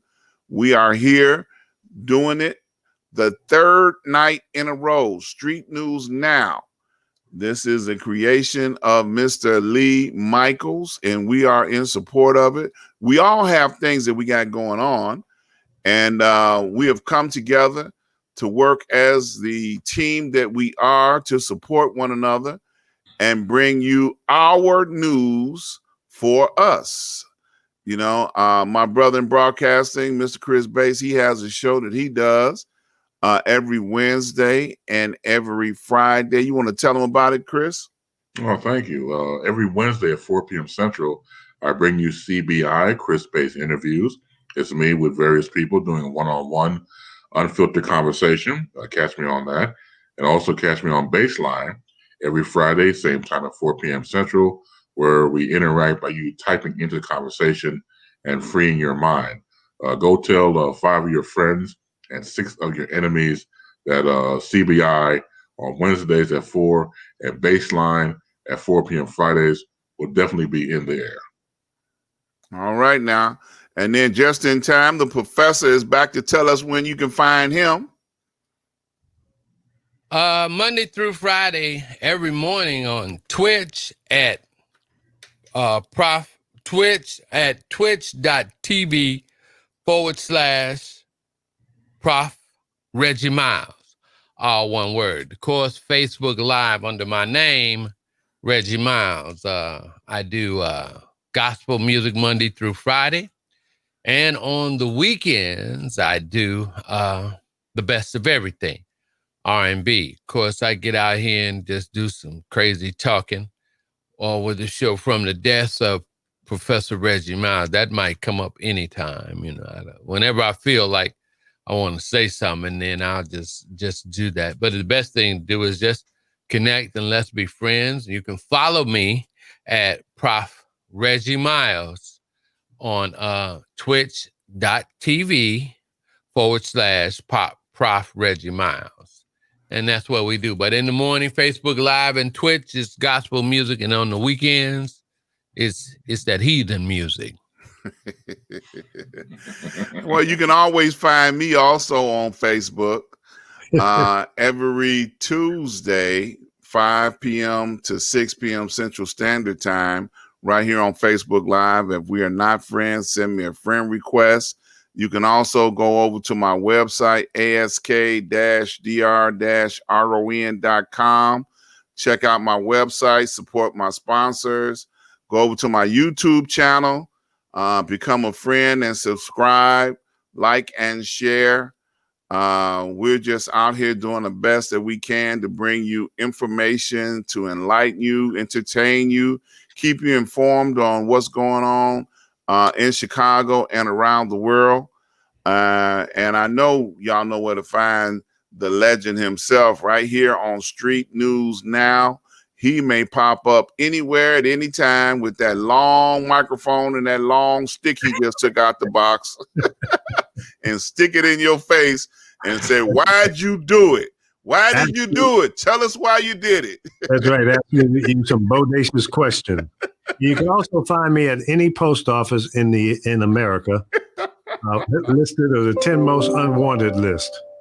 10 most unwanted list. Unwanted. All right. Yeah. All right. Yeah. It's like Trump is on the rise again in Georgia. He's up 1,805 votes now. He went up a little. So I guess he got down on the bottom of the barrel and said, "Oh no, hell no. Rudy, get in there. Help me out. Call Rudy." Another old bastard. Right. Yeah.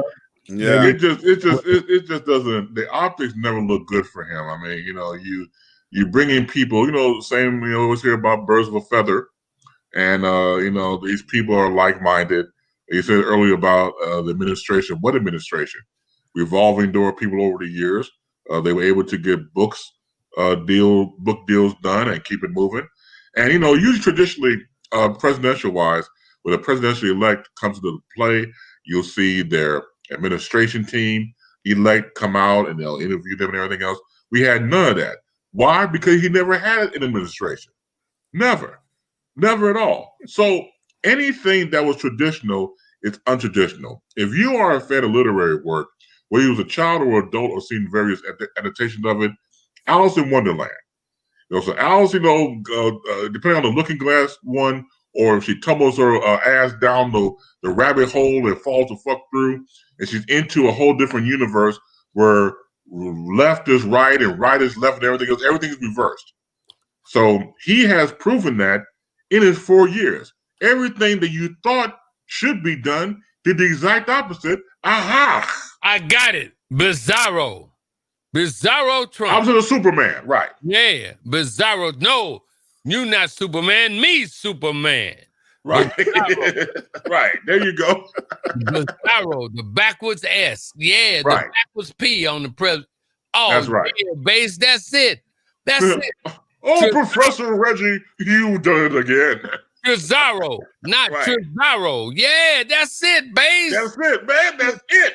Trezaro, not Trump. Trezaro, right? Yeah, no, me. No, you not president. Me president. Me. No, you not president. Me president. Right. No, Joe, you not president. Me president. Right. Bizarro. That's it. That's it. That's it. That's it. Trump's alter ego is Bizarro. He is Bizarro, right? Yeah, so call it Trezaro. Donald Trezaro. There you go. Oh man, that's it, base. Brilliant. Yeah. Oh, Magoo, you've done it again. Oh man, I got to put that down. Trezaro, you called it. That's it. Yeah, man, that's awesome. No. Me not lose presidency. You lost presidency. Yeah. Oh, right. Man. Oh man, I got to go to YouTube and find one of them cartoons and really get it laid out, man. Mm-hmm. He had the dirty uniform on, the back was ass. Right. Crooked. Had the zombie look and the scars, everything else, the exact opposite, right? I mean, and that Agent Orange is the same way. Yes. The Agent Orange is the same way. He trying to mirror this world just to reflect his crazy intentions. Right. Trezaro. Yes. Trezaro. I'm not gonna call him no liar, no none of that. Trezaro. Look, wait a minute. Look, speaking of crazy people, how do y'all feel about Kanye West and the votes that he got? No. You actually trying to make me. You're No. actually trying to make me just. You want him to cuss again. Yeah, you know you doing that. You know you doing it on purpose. You know you doing that. I just asked a question, my brother. But listen. That's a loaded setup question. I got it. There are certain African Americans that I use, and I'm gonna start calling them splitters. Okay. Right. Because they designed to do one thing, and that's to cause a split in the black community. Okay. And divide it some kind of way. So he's a splitter. Okay. Yeah. $50 was a splitter. Cube Ice was a splitter. Right. So You you know, 25 cents. and they were convenient. And they were conveniently used. They say, "Look, they got the phone call. Hey, let me talk to 50. Yeah, how you doing? Yeah, 50. I need you to do some splitting for me. Yeah, go ahead on and take that position. You come out and say you want to be with Trump. Oh, don't worry about it. Your next movie deal for your next show, it's already laid out. Mm-hmm. But we need you to do this now. Can you handle that for us? Great. Give me Kanye. Give me Kanye's number. Kanye, how you doing? Oh, look. You know I entertained your wife in my office, right? Man, listen. I want you to run for president. Yeah, and I need you to come out strongly for Trump because I need to have a split among the young African Americans. You know, I want the people that follow you to follow you. Look, don't you worry about it. Your next record deal. And as a matter of fact, listen, this is what we got for you, Kanye. We're going to start putting you on a gospel circuit. How does that sound? It's great. We're going to put you out. As a matter of fact, we're going to have you doing these Sunday services. In the mega churches. Yeah. Mega churches. Yeah, so you're going to have this Jesus movement. Joel Osteen. Yeah, so what I need you to do is get the hat, do the Make America Great Again, and take Kim with you. Take one of the Kardashians, and you go see Trump. This is what we need right now. Can you handle it? Thanks. We're gonna have you on the lakefront of Chicago. Yeah, man. You know, with a marching band. You know, yeah. With about 100,000 colored people over there talking about, oh, he know Jesus. Yeah. They gonna pay for the whole thing. Listen. Wait, Kanye. Let me tell you, this is an entire production. You don't have to worry about it. We got everything covered. Yeah. We've got the extras, everybody. You just get on and make this a come to Jesus moment. You can do that for us? Uh-huh. We got you. Thanks, Kanye. Yeah. Yeah. God bless and Jesus walks. Yeah. Right. Yeah, so when that call come in, you know, first the ring, it sparks, yeah. And then that call comes in. And so, and I ain't mad. You know, I don't get mad because see, a lot of times people think that when you get to that point, you have your own mind. And this tripped me out. Now, y'all know I love Oprah. I'm going way out on the limb. But, you know, Oprah tried to retire for 10 years. Mm-hmm.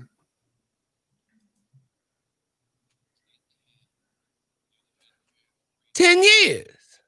So I'm like, so even though we get up there and we making them all that kind of money, do you actually think that they will allow us to have our own mind? No.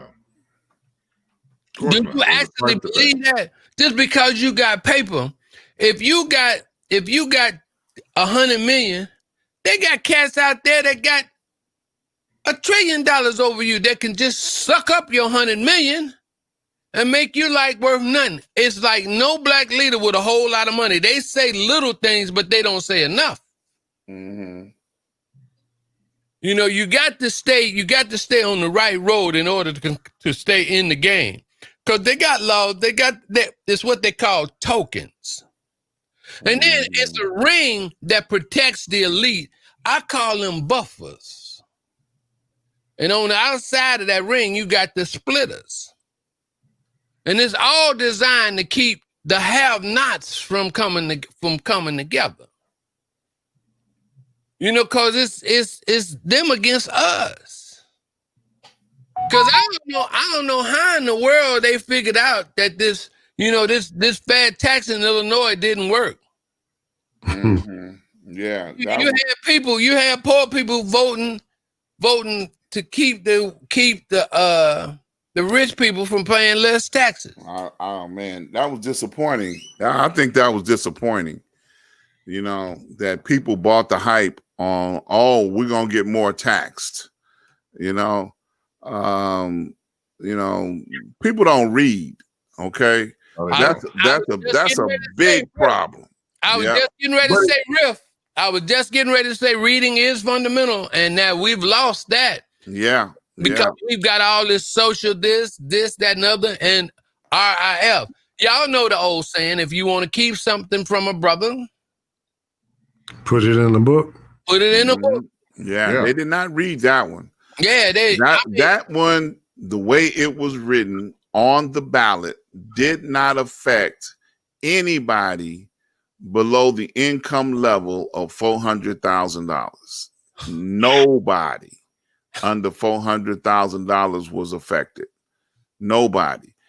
And anybody above 400,000, they had a sliding scale. A sliding scale. Their tax would have been a sliding scale. In the state of Illinois is now universal. Everybody paying the same tax no matter what your income level is.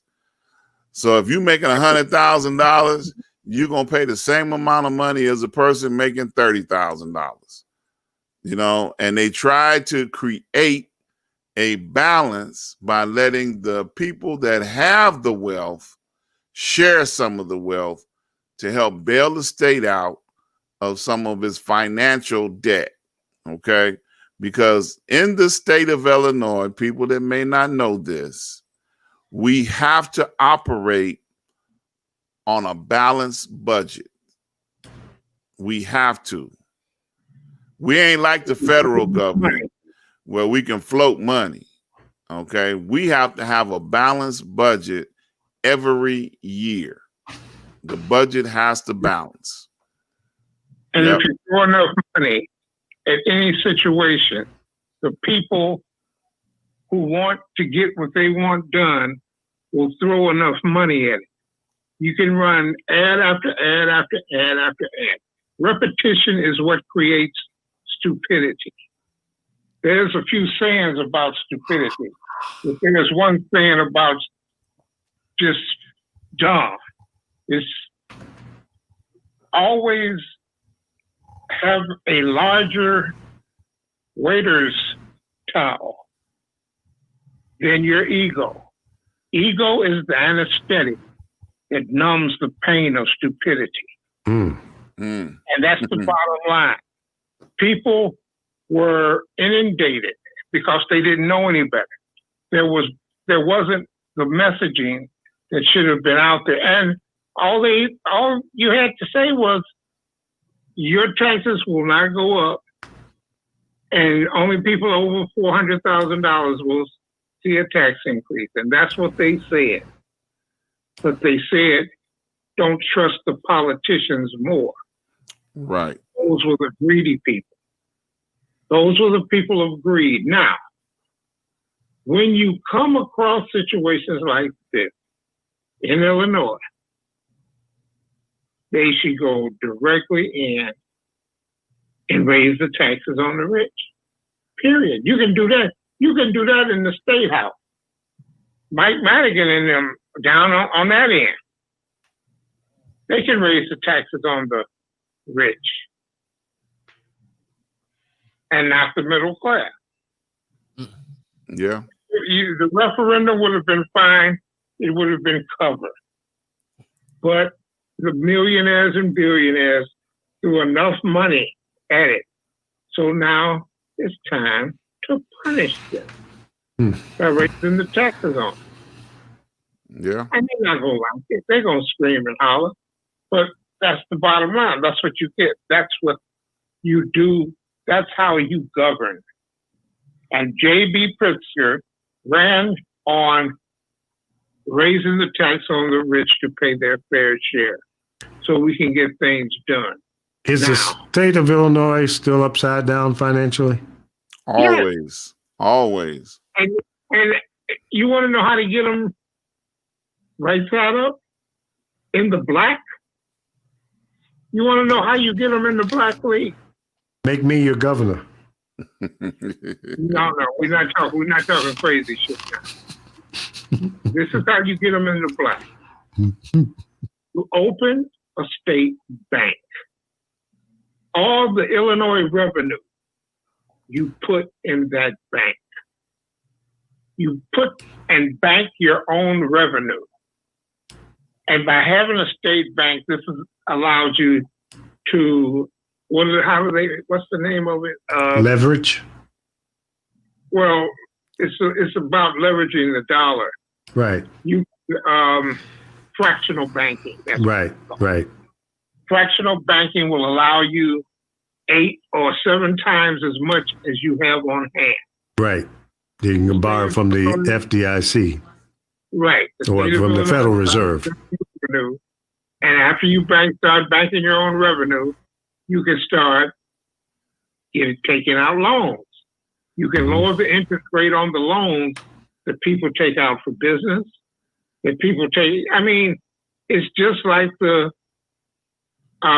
big banks. The big banks aren't going to like it. That is Ellen Brown. Something about debt. It's the name of it is the debt. Is the debt something? But Google Ellen Brown, and she has about 3 or 4 books, and one of them is on a state bank. The only bank in the United States that has a state bank is North Dakota, and they are the only state that is not in the red. Wow. Because they bank their own revenue. Is that owned by the Indians? No. It's the state government. State government. And here's the killer part about it. No state has ever gone bankrupt. No state has ever gone bankrupt. And if you start banking your own money, you can fractional banking the whole 9 yards. Yeah. And your revenue stream will be alleviated. It will also help the union pensions that are owed. You will be able to afford to pay the union pensions out without, undermining the unions. The unions will grow, the unions will become prosperous, and the middle class will grow and become prosperous. If you don't begin to do things out of the norm, out of the box, away from the big banks, Bank of America, what other Citibank, they make Wells Fargo, they make tons and tons of money off of money. And if every state in the 50 states will begin to state bank. And here's something else. Since we won't get the Senate with this presidential shift, and Mitch McConnell will stand in the doorway of everything, Joe Biden should go in and go dollar for dollar. If you put $1 in to the federal government, you get $1 out. Right now, the welfare states are red states. Mississippi puts $1 in, they get $2.19 out. Kentucky puts $1 in, they get $1.68 out. South Carolina, they put $1 in, they get $1.59 out, and on so on. And they're all red states. And out of the top 20, 25, you may have 2 blue states. dollar for dollar. When Mitch McConnell said, let the states go bankrupt, when the coronavirus was eating away at everybody's revenue, then this is when Nancy Pelosi should have been there to basically go dollar for dollar. If you put a dollar in, you get a dollar out. Eliminate the welfare state for the welfare states. You're on your own. We can't help you. We're going bankrupt. You're allowing us to go bankrupt. And that's what you do. You have to either message better or use some type of draconian policy that will hurt that politician's state. It's just politics. It's not personal. It's politics.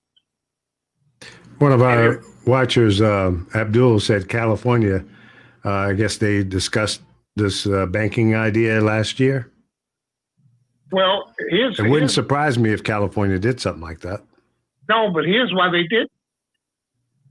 They didn't do it because when, I guess it was Brown when he became governor, and the Democrats took over the state house in California, kicked Arnold and the Republicans out, and they levied higher taxes on the higher earners. And they got the revenue, and they didn't need a state bank. You see, you will come around if they give you enough incentive. And the incentive was higher taxes on the rich. And California used to be something like 27 billion in the red until the Democrats took over. Then they started levying higher taxes on the rich. On making X amount of dollars, you had to pay a higher tax. You did not lose your way of life, your level of living. All you did was pay your fair share. And that's what gets me, that's what kills me about these politicians. You cannot, I would say, you cannot run away from their money. You're gonna get bombed. You're gonna get bombed as far as messaging goes. But your way of life will bring everybody else around. And if they kill the Affordable Care Act,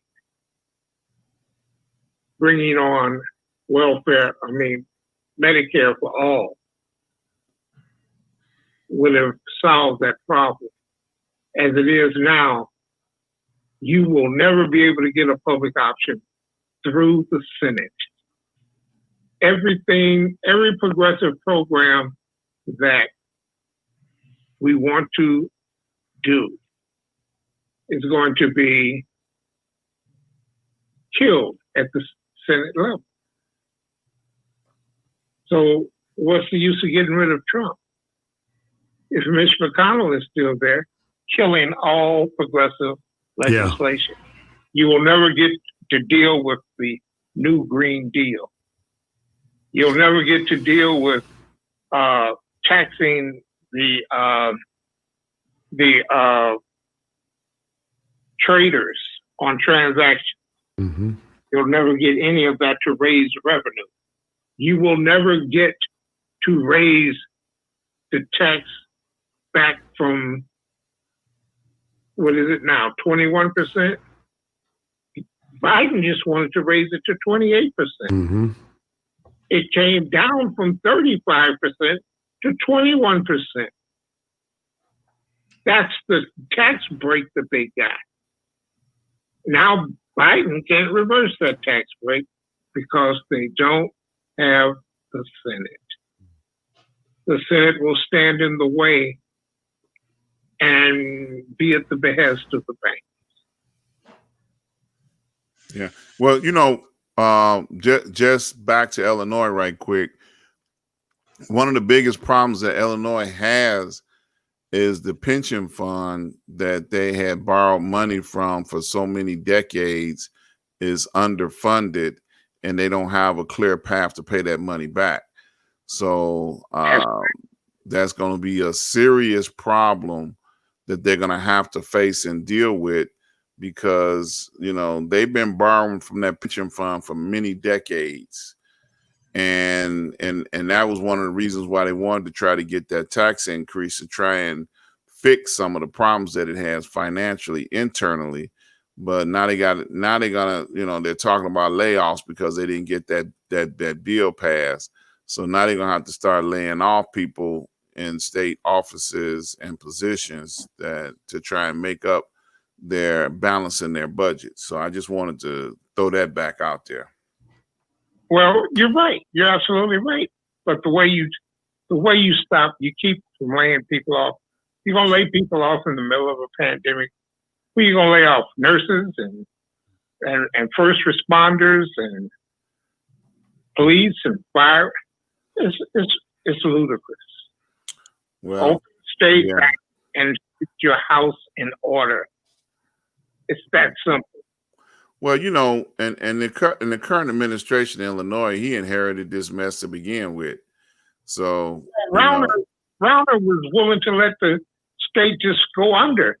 What you mean willing to? He did let the state go under.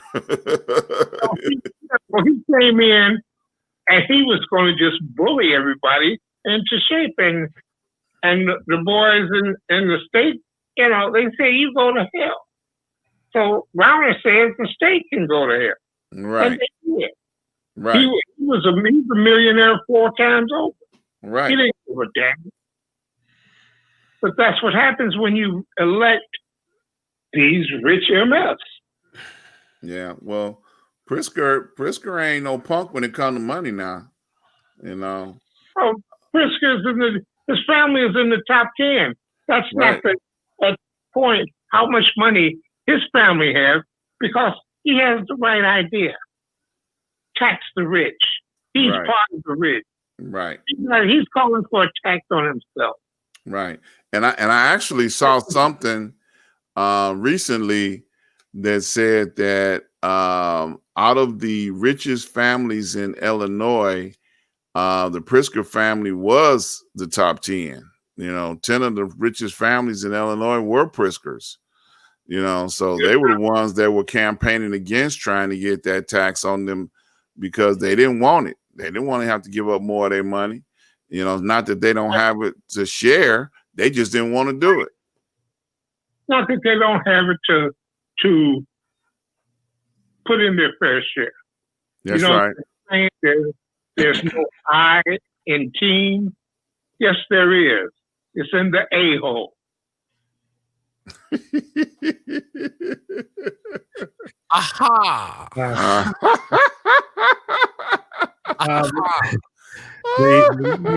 In Pennsylvania is dropping. It's now down to 24,484 is the lead that Trump has over Biden at this point, and the numbers are still coming in. Mm-hmm.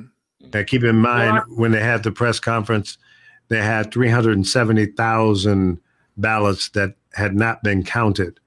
So they have a lot of wiggle room in there to take this to a positive for Biden. And most of that 370 is coming out of high Democratic neighborhoods. Well, I don't want it to get to 270 at night. I want it to get to 270 as soon as the damn rooster crows, so that the light of the sun can shine on that orange head mother. See, yeah. Professor, you done rubbed off on somebody, Professor. Well, I mean, no, you know, I mean that's in all of us, you know, like I can't wait for Friday. I can't wait till tomorrow. As soon as base hit on this thing, I'm gonna boom. As soon as he hit on there, I'm gonna slay it and be done, and then talk intelligently. But I mean, true. After this, man, after this, I'm like, man, I can't deal with it. The focus is gonna have to be like towards now. What are we gonna do to hold these politicians accountable for our vote? You know, what are we gonna begin to do? And I'm tired of always playing in they shit. We need to have our own stuff to play in. You understand? You build your own financial stability. Yeah. Is the South Shore Bank still around? Nope. I don't think it's any. Is it one black bank in the city anymore? Not that I know of. Yeah, all the banks have been bought out by or taken over by receivership. I think Seaway on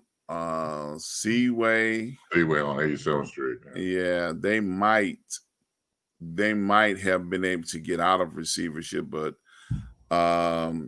Independence Bank is gone, South Shore is gone, all of them. Everything that used to be black owned is now gone. Yeah. South Shore financed my first Mercedes. Yeah. Nice. Yeah. They these, there's a whole lot of merit to owning your own financial institutions because they are more favorable to doing business with us than anybody else. One of the things that people have been talking about is the one black financial institution, I think is out of Virginia right now, that's in the country. And they've been talking about trying to put together credit unions. Everybody's got a plan. Everybody wants to try and romance the $1 trillion that we people of color represent in the economic,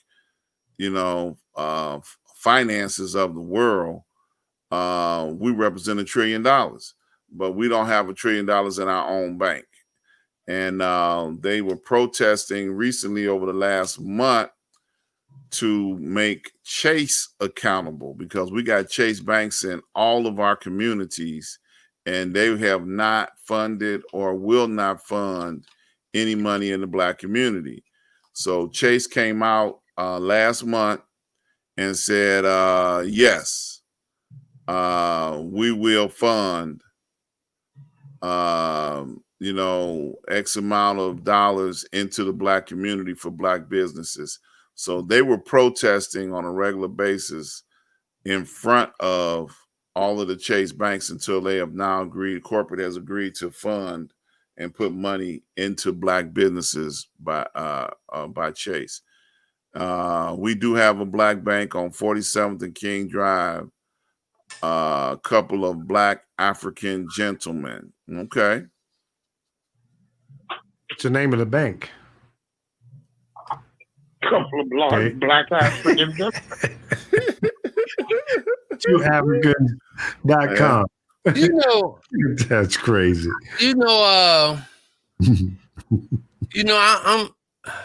I'm trying to think on what's from corner 47th and King Drive. I used to remember those things. Yeah, me too. I can't remember now. I'm trying to think. On now. How far, how far of a road we have to get back and get through some of our own mess, because, at one time in my life, you couldn't call me black. We was going to fight, because, I was a Negro or either I accepted Negro, but you had to call me colored first, but don't you call me black because we was going to fight. Yeah, that was not cool at once upon a time. Yeah. So it's a lot of self-hate because, even when dealing with the black banks, and I know Lee said he had a very favorable experience, and I had a favorable experience. But, in our neighborhood, as far as even dealing with our own businesses, right? Man, I ain't dealing with no black business. Because the first thing they gonna do is blase this, that, and the other. They ain't gonna do right. They ain't gonna treat you right. And then we always got to give money outside our community. It's a lot of things, you know, we got to do a lot of inner working. We got to learn to be selfish, man. Some kind of way. We got to learn a way to be selfish to benefit ourselves. And some of the geniuses need to come up with some ideas on that. And they do have plans. Like the Buy Black plan has been around forever. They got organizations that promote that. I didn't mean to cut you off, Lee, but yeah, they do have plans. Buy Black, you know, first before you buy outside of your own, because we got people that do everything. Absolutely. You know? We work for everybody. But here's the thing, man. And I'm pro us. I'm not negative towards anybody. I do business with everybody. But one thing that I admire and respect is the Jewish community. Okay. They stick together. They do business with each other. And if one of them fail, let's say one Jewish merchant is on the corner of whatever, and his business goes down. You know what? Another one come and get it. Not only that, they'll go in and take him in, bring him to their business, let him get whole again, and then finance him to go into business again. So it's about a community, you know, within. And some people think it's wrong when you hear people of color, Black people, talking about doing business together and supporting our own. It's nothing wrong with that because other communities do it. The Italians do it. Yes. The Greeks do it. The Jewish do it. The Spanish do it. You know, everybody has their own community. Don't leave the Asians out of it. Yeah. We are the divided group. Why? Because we were divided from day one. Yeah. From slavery. Yes. And it's so difficult, you know, to overturn. It's not difficult, but you got to accept the reality of it that, you know, we don't trust one another, first of all.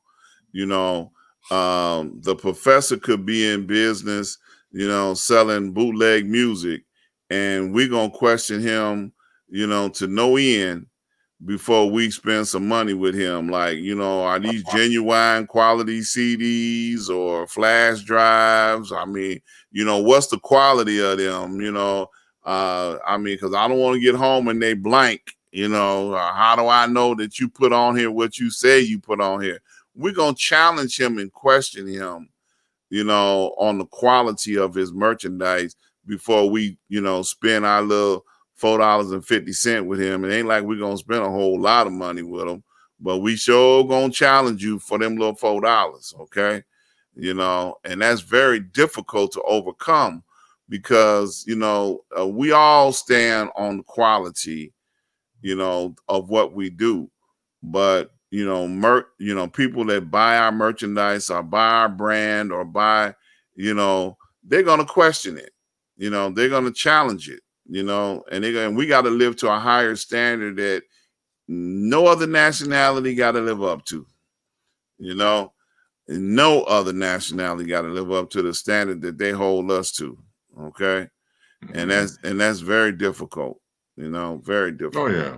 Well, you know, like any other community you grow up in, you want to support and love your own and respect your own. So by the time I was coming along, grew up in the 70s, in the 80s, in the 70s in particular, you know, Black was beautiful. Right. So to be called Black was a whole different mentality. You went from starting a fight, you were called Black, it was negative, into a more positive thing, you know, with dashikis and, as Malcolm would say, Malcolm makes a spiritual migration back to Africa and knowing the power and the history of ourselves. And I remember, you know, I always go to the barbershop back I was on 79th and Cottage Grove to get my haircut. My dad took me there as a kid. I went there as a teenager, young adult. So he always had like the socks and drawers dude. They came by with that, maybe for my CDs and music before by him. There was one cat in particular I really wanted to buy from. I was a teenager and a kid, didn't have any money, the Hat Man. Now this dude had these dress Dobbs hats. I mean, it was just Stetsons. I mean, you had to take your pick. He would come in with 2 arms full with hats, and I always appreciated that because you get a good hat to go with your coat or your suit, and you were set for, you know, the rest of your your wardrobe there. It came around for years. So by the time I got into radio, I was making a little bit of change. Went to get my hair cut, and I asked my barber, John, hey, man, where's the hat man?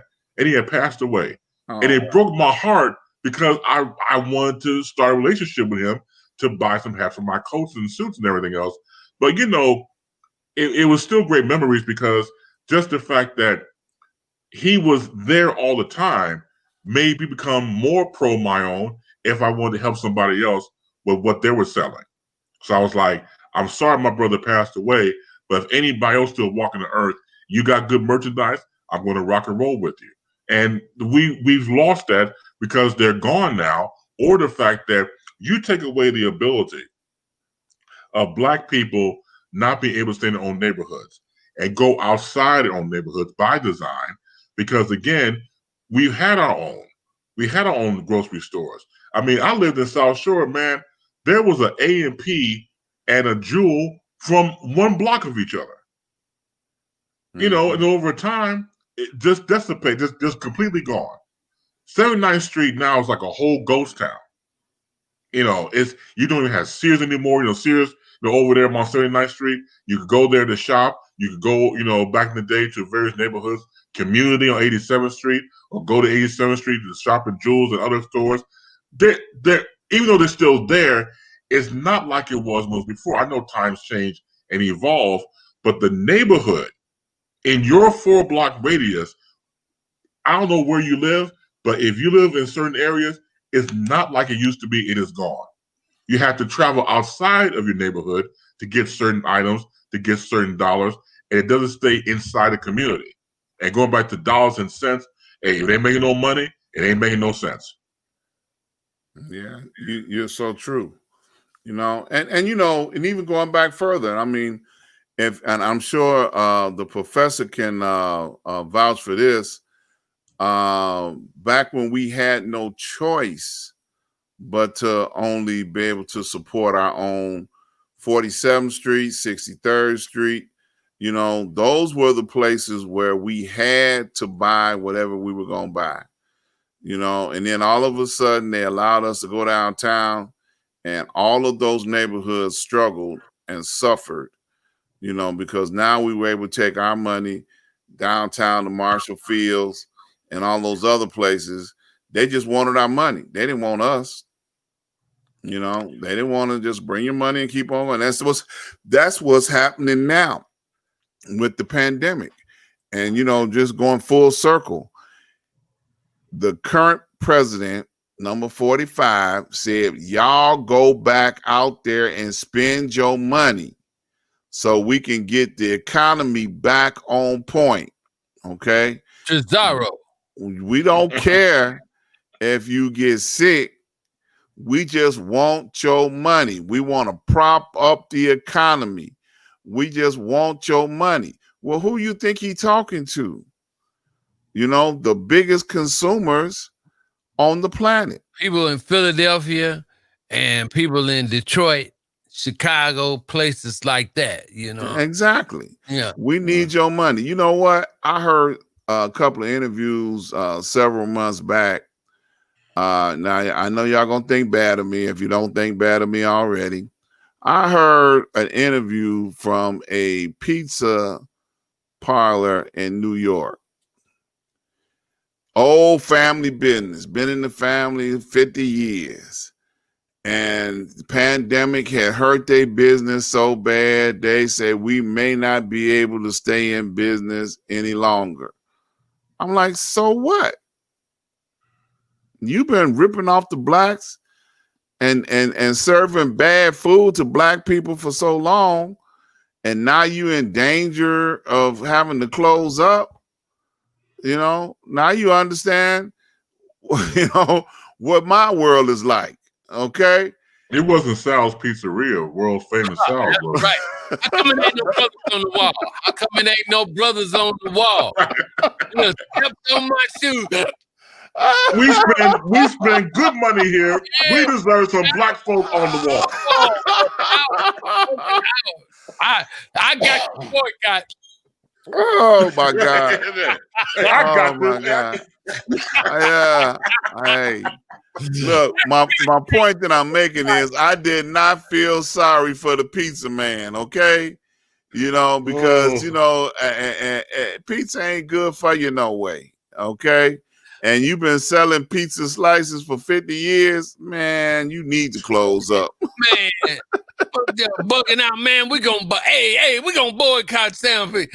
Robin Harris said, "Man, you need to boycott that barber." That fucked up your head.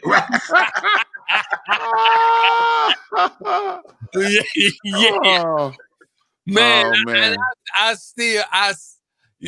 still watch that movie, and it's just I get touched by them scenes, especially the scene when Sweet Dick Willie, ML, and the other dude, Yep. they sit down, and then they talk about how the Koreans come in and get the stove. Right. And he say, "Wait, let me tell you something. Why is this? You got to do this." Like, and I look for that YouTube clip where Robert Harris say, "Look, I don't care what you talking about. I'm going over there and buy something from this dude." Right. Those three dudes, man. And the great thing about the great late Robin Harris, man, God rest his soul. It was an interview I saw with Spike. He did the same with other performers, but particularly with Robin. You give him the character, everything he said was improvised. Right. Everything he said was improvised. Yeah. So when he was doing that scene, and Emma was like, "I'm going to break it down. Let me broke, motherfucker. Come on. Let it be broke. Let it be broke." Right? Classic, man. But you know, it's and I watch it like yourself with Do the Right Thing. Even then, when I saw it in real time, when it first came out, to where we are now, I DVR'd it. It's still hard to watch because it's real. Right. Radio Raheem is any brother that got killed before, during, and after. That's right. Yeah. That's right. That's the hardest scene for me to watch. You know, and it goes to show you that about life imitating art. D.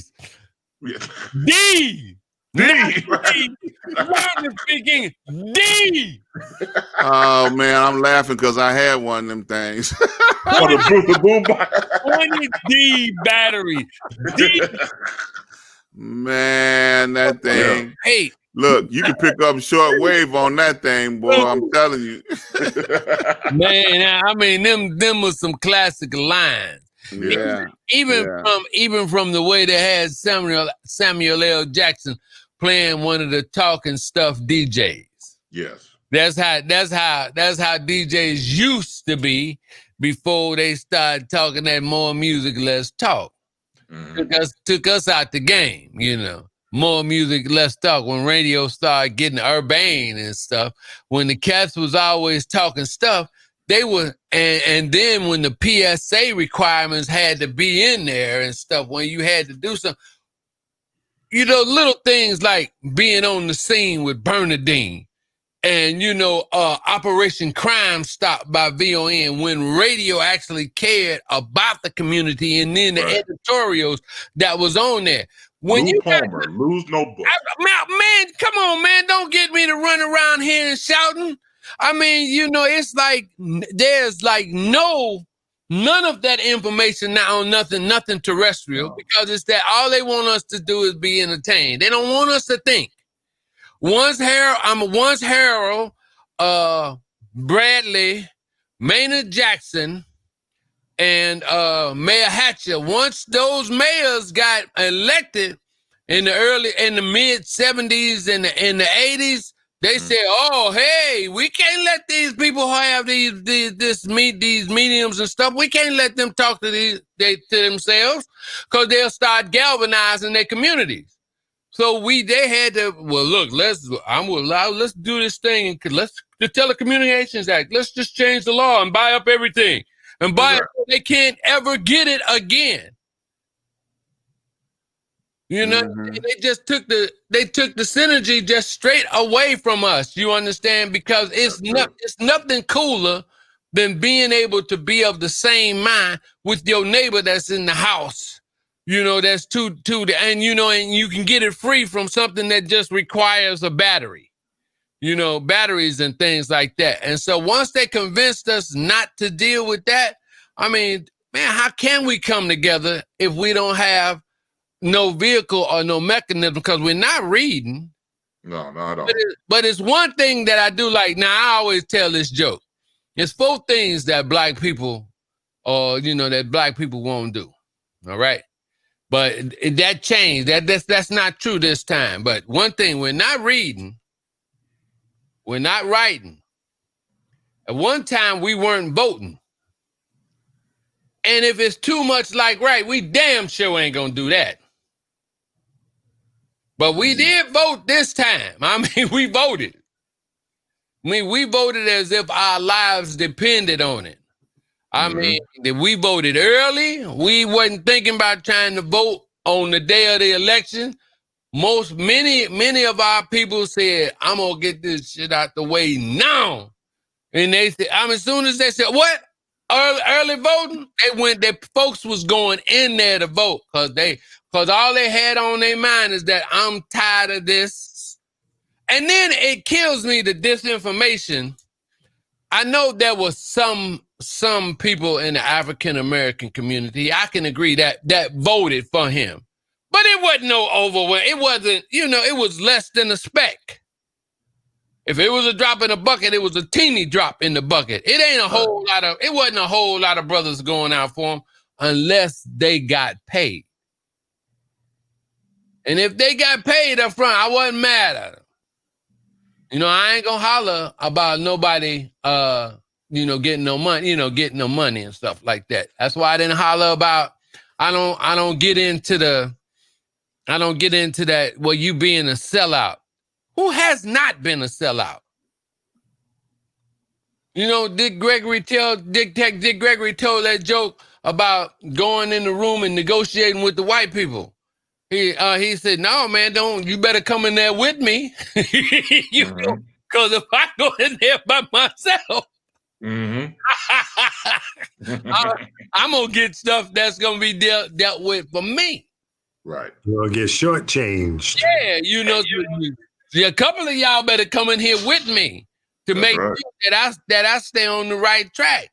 Man, so it's a lot of stuff that we got to really redirect towards, what is our central code? What do we really want as a people? What do we really want? And we got to get to the point where we got to stop allowing the media to tell us who and what we want all the time. Because it's the media that seems to pick our leaders. Or tear them apart. Yeah, well, look, listen. Hey, how you doing? Yeah, this is Mr. Here's the latest update, guys. And Trump is now down to 22,567 ahead of Joe Biden. Where at?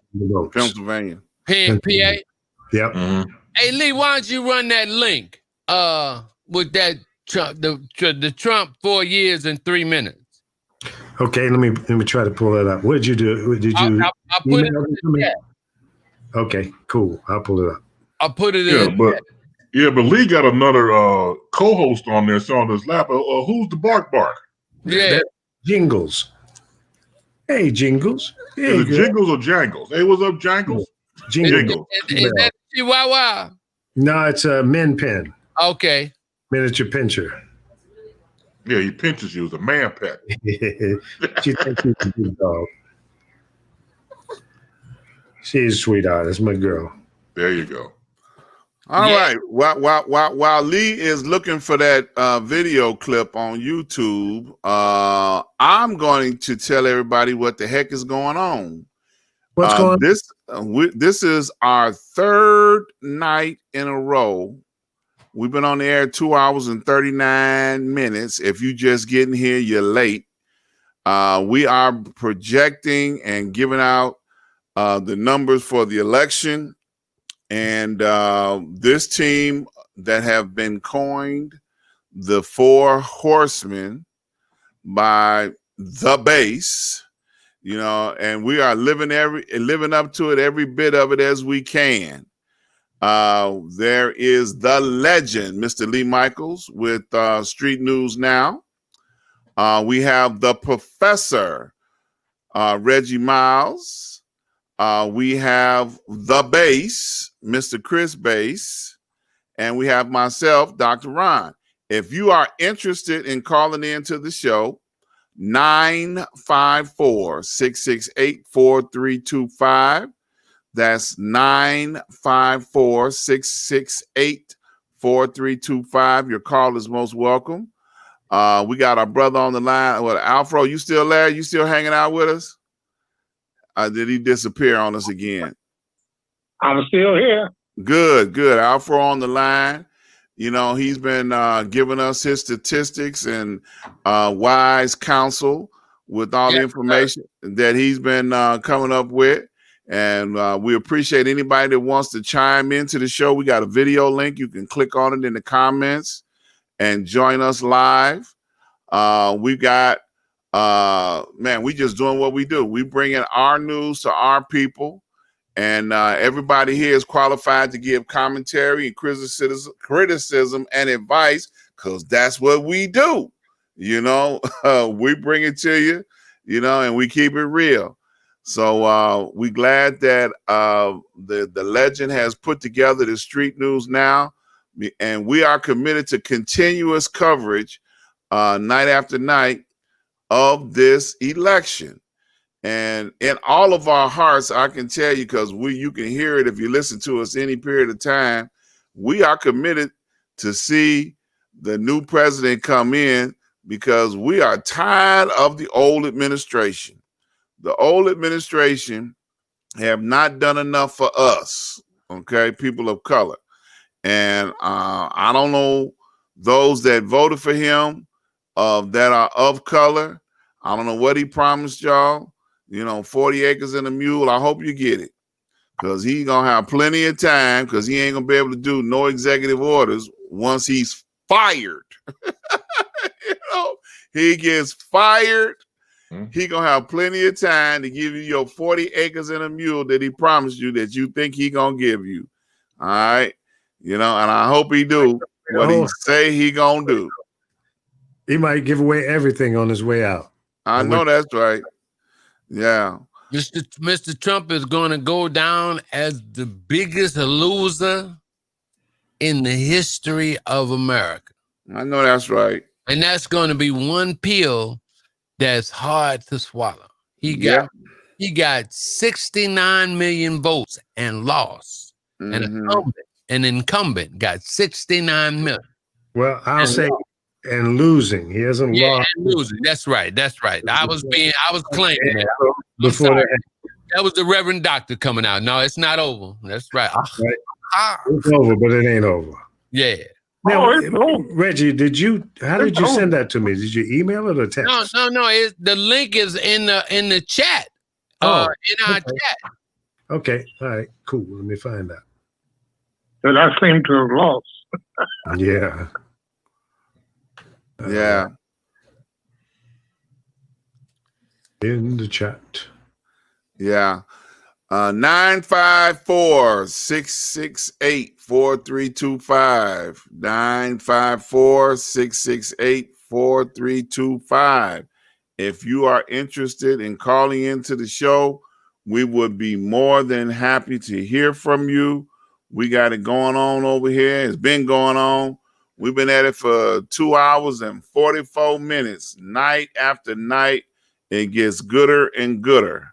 I tell you. I didn't even take a look at Fox today. I didn't, I looked at a little bit, and for them to justify fraud and stealing and all the crazy stuff that they were justifying, it just I laughed. I was laughing, but I had to watch it. Lee, didn't you say that they were the most watched?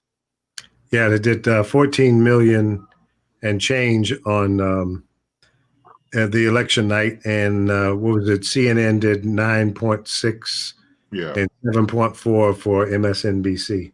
Yeah, So they were number one out of the cable networks. man. Yeah. They like a good lie or lies, multiple. And you know, once again, as we said before on this platform on Street News Now, that you have to understand catering to a certain audience, and you got to give them what they want to see and what they want to hear. It doesn't matter if it's a lie or truth somewhere in between, as long as you get viewership and you get the advertisers on board for them to sell their wares. So it's just that simple. So the fact that you have 14.1 million election night with Fox News should be no surprise.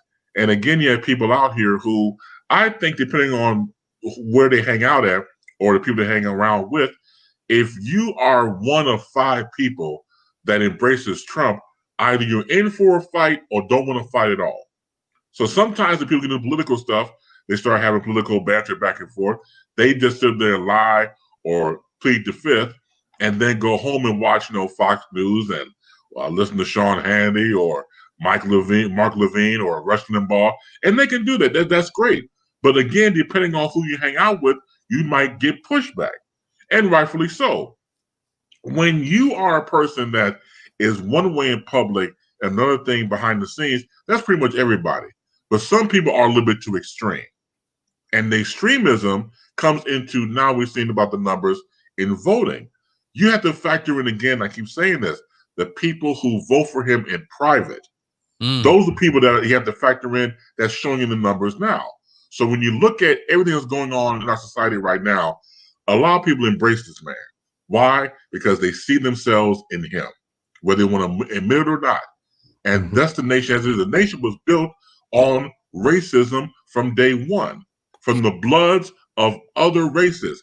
Our race, the Native Americans, the Asian, everybody else built this country. But yet, you don't want to do the right thing. For example, we would never see reparations. I'm sorry.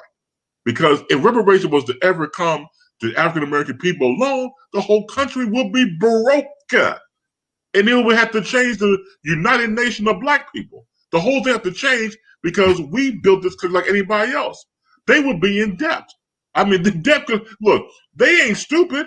So what are you going to do? Like, so I got into a discussion with a friend of mine about a few weeks ago about, okay, why did they, United States, under the Clinton administration, give reparations to the Japanese? Well, that was easy. You're in business with them. Import, export. You have to do that to show good faith. What's made in America nowadays? Not a goddamn thing. Because everything is outside, outsourced. So just to keep good business sense, yeah, reparations Japanese, yeah, we'll cut that deal. Black folk, oh hell no. No. We got the number. We no. Not y'all. Them, yes. Y'all, nope. Hell no. So if you have nothing to negotiate with at the table, you go walk away with nothing. You can't walk into a poker table with no money. They would laugh you off before. You have any money? Nope. And get your ass out of here. You're wasting time. If we have something to negotiate with, which we should, it has to be, going back to what you said earlier about other people of faith, like Jewish people, other people that look after each other. You can have differences all day long. But at the end of the proverbial day, as people like to quote, it should be about a mission statement that everybody should be on board with. We should not always agree, but we should agree on one thing. Whatever the mission statement that we should have as, say, Black folk, let's stick with it. Yes. Yeah. Bates, when you having to mention about what happened over in the Asian nation, I used to always tease and tell this joke because I always talk them conspiracy theories, right? Mm-hmm. So, Americans, the American country, they did the thing. They dropped the bomb on Nagasaki and Hiroshima. Mm-hmm. And so you were talking about how we have so much investment in foreign countries. Well, can you tell me what does SONY? What does that mean? Do you know the name of that? Dr. Ron, Lee, Sony. What does Sony? What is that? Come on, Professor, break it down for us. All right, let it be broke. well, I think because of what we had to do, since you was talking about reparations, right? Yes. And after we dropped the bomb on them, right? It was Rockefeller money that started Sony, which to me meant Standard Oil of New York. Wow. Are you sure that's No, I'm saying that's a conspiracy theory. Don't take that. That's just in my head. That's just in my head. The Rockefellers and Standard Oil was running the game at that time, right? Right. So the next thing you know, we got this electronics giant over in Japan called SONY. Wow.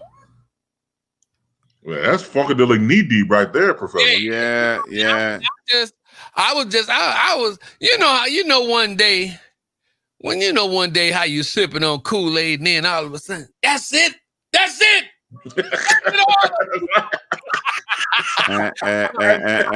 And what you said, that was not flesh and blood that revealed that unto you. That was Kool-Aid. Yeah, that was Kool-Aid. Absolutely. That was a video ready for you. That was Kool-Aid. Okay, that was Kool-Aid with a mixture of Port White. Okay. All right. Port White. Yeah. All right. It was like, okay, what can I use to cut this? Yeah. So cause did you ever what does SON have you ever seen the name of that company? What does it really mean? That's a good point. And I do know that the Rockefellers owned Standard Oil of New York. Yeah, you might be onto something, bro. So you can call it Sony.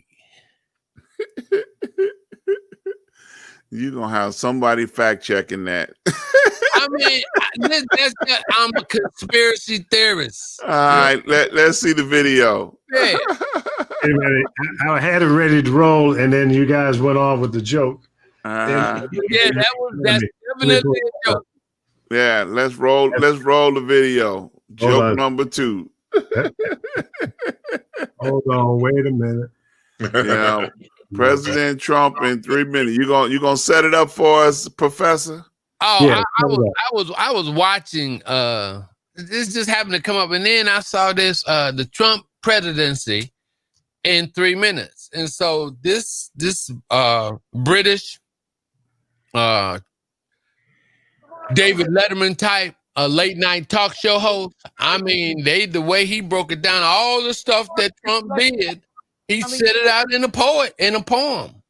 Okay. And the way he brought in the pictures and stuff, and when he got finished with each stanza or each paragraph of the poem, he did his hands like this, and all that went away, and he started doing it again. Okay. There it is. Brilliant. Well, it's brilliant. Watch it when you. Wow. Man, brilliant. He nailed it. Yeah. He did. Yes, he did. That's James Corden from the Late Late Show. That's owned by CBS and David Letterman. Yeah. Brilliant. Yeah. He put that one together. Freaking out about freaky.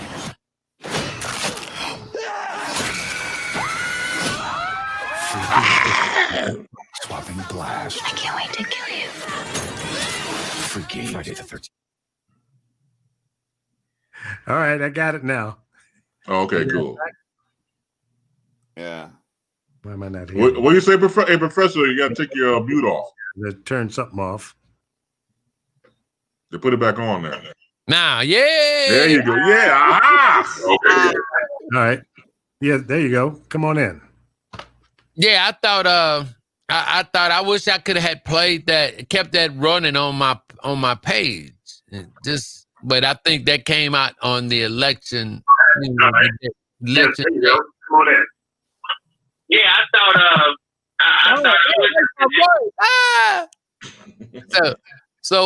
Yeah, because I would have loved to continually run that on my page. Yeah. And and actually I got it on my wall now, and then I'm gonna keep bringing it up to the top, post it everywhere I am, because that was his presidency in like 3 minutes. And one thing I did, there was one black in there, so we did get one piece, and that was the mess called Kanye. Oh, it was another one. He talked about Herman Cain too. Yeah. Well, I'm on God rest Herman's soul. Because Herman went on and whatever happened to him, he went on. He was going down with him. So he did. He went down before him. Yeah. He took one. Down. Look, he took one for the team. He was out there. Now. Right, he was out there in Oklahoma. His advanced man caught it and died. He was the one that was trying to show everybody, oh, sure, it's safe to be out here. Yeah. And that was a profound statement. It makes no difference how much money you got. Woo! Corona can still kill you. Okay. Remind me of this thing my pastor used to say. I would hear him say, he'd do the sermon about the rich man that had died. Mm-hmm. And so, all his friends, everybody came back to the community and stuff. And they was like, oh, everybody was all feeling sad. So they was talking. And then they kept saying, well, yeah, how much was he worth? What did he leave? How much did he leave? The old poor man in the back said everything.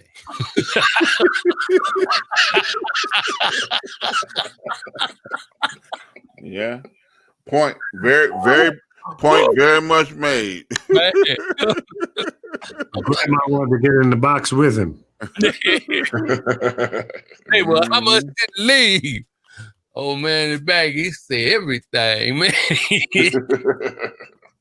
Can't take it with you. Nothing. Yep. Hey, let's go through a couple of scenarios here.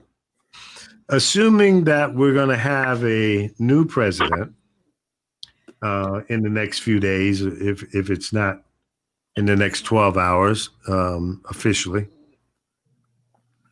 what do you think Donald Trump will do next? Now, I know, Alfo, you say he's going directly to jail, not collecting $200, and maybe you're right.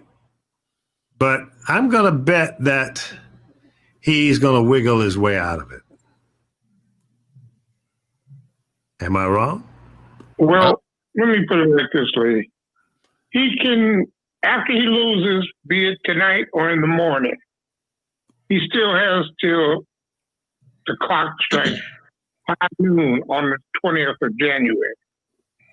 Now, he can do other things like resign on the 19th of January and have Mike Pence pardon him, but the Southern District of New York will still have him.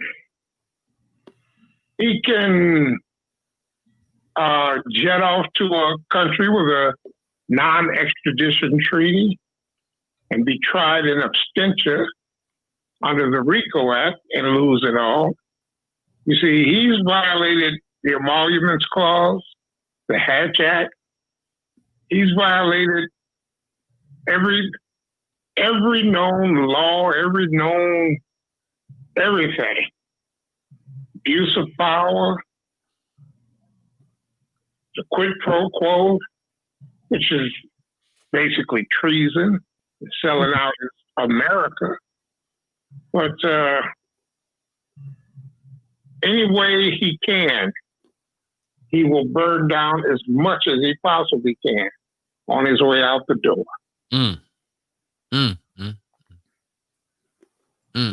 Yeah, so it's safe to say he gonna get busy with that executive order pen again, trying to take care of as many of his people that he think he need to take care of. He's gonna pardon as many people as he can pardon. That's got criminal charges against him, and he's gonna keep on the course that he's going on.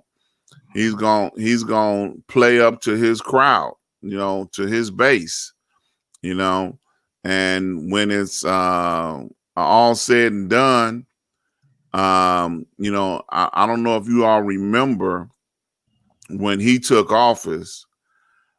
He came out and undid everything that President Obama had his name affiliated with. Everything. If President Obama had said it, did it or had anything to do with it, he overturned it. So it's safe to say that President Biden, and you notice how I put that, President Biden, is going to have to come in and clean up every bit of mess that this fool is going to do between now and then. Like I said, he just did something about putting a committee together about the Patriots, and history. So, I mean, he's already, set himself up to go on a rampage, and I hope that on the day that he is no longer president, that they hurry up and slap him with them damn charges that they got sitting there waiting on him, so that he don't get a chance to get on Air Force One, because he won't be Air Force One anymore. And before he can get out of the country to go to a non-extradition country. Oh, they gonna walk him to they're gonna do him like they did Bush, man. They're gonna walk him to the helicopter, and then the helicopter gonna drop him off somewhere. Oh, okay. He's not coming to the inauguration. I don't think so either. I think they're going to drop him off on the Dan Ryan. South side. Yeah. He's not going to the inauguration. I don't think he's going to show up either. He's going to yell fraud, they stole it from me, all the way up until January 20th. Yep. Mm-hmm. And see, this is one of the reasons I say he should be prosecuted with extreme prejudice. Extreme prejudice.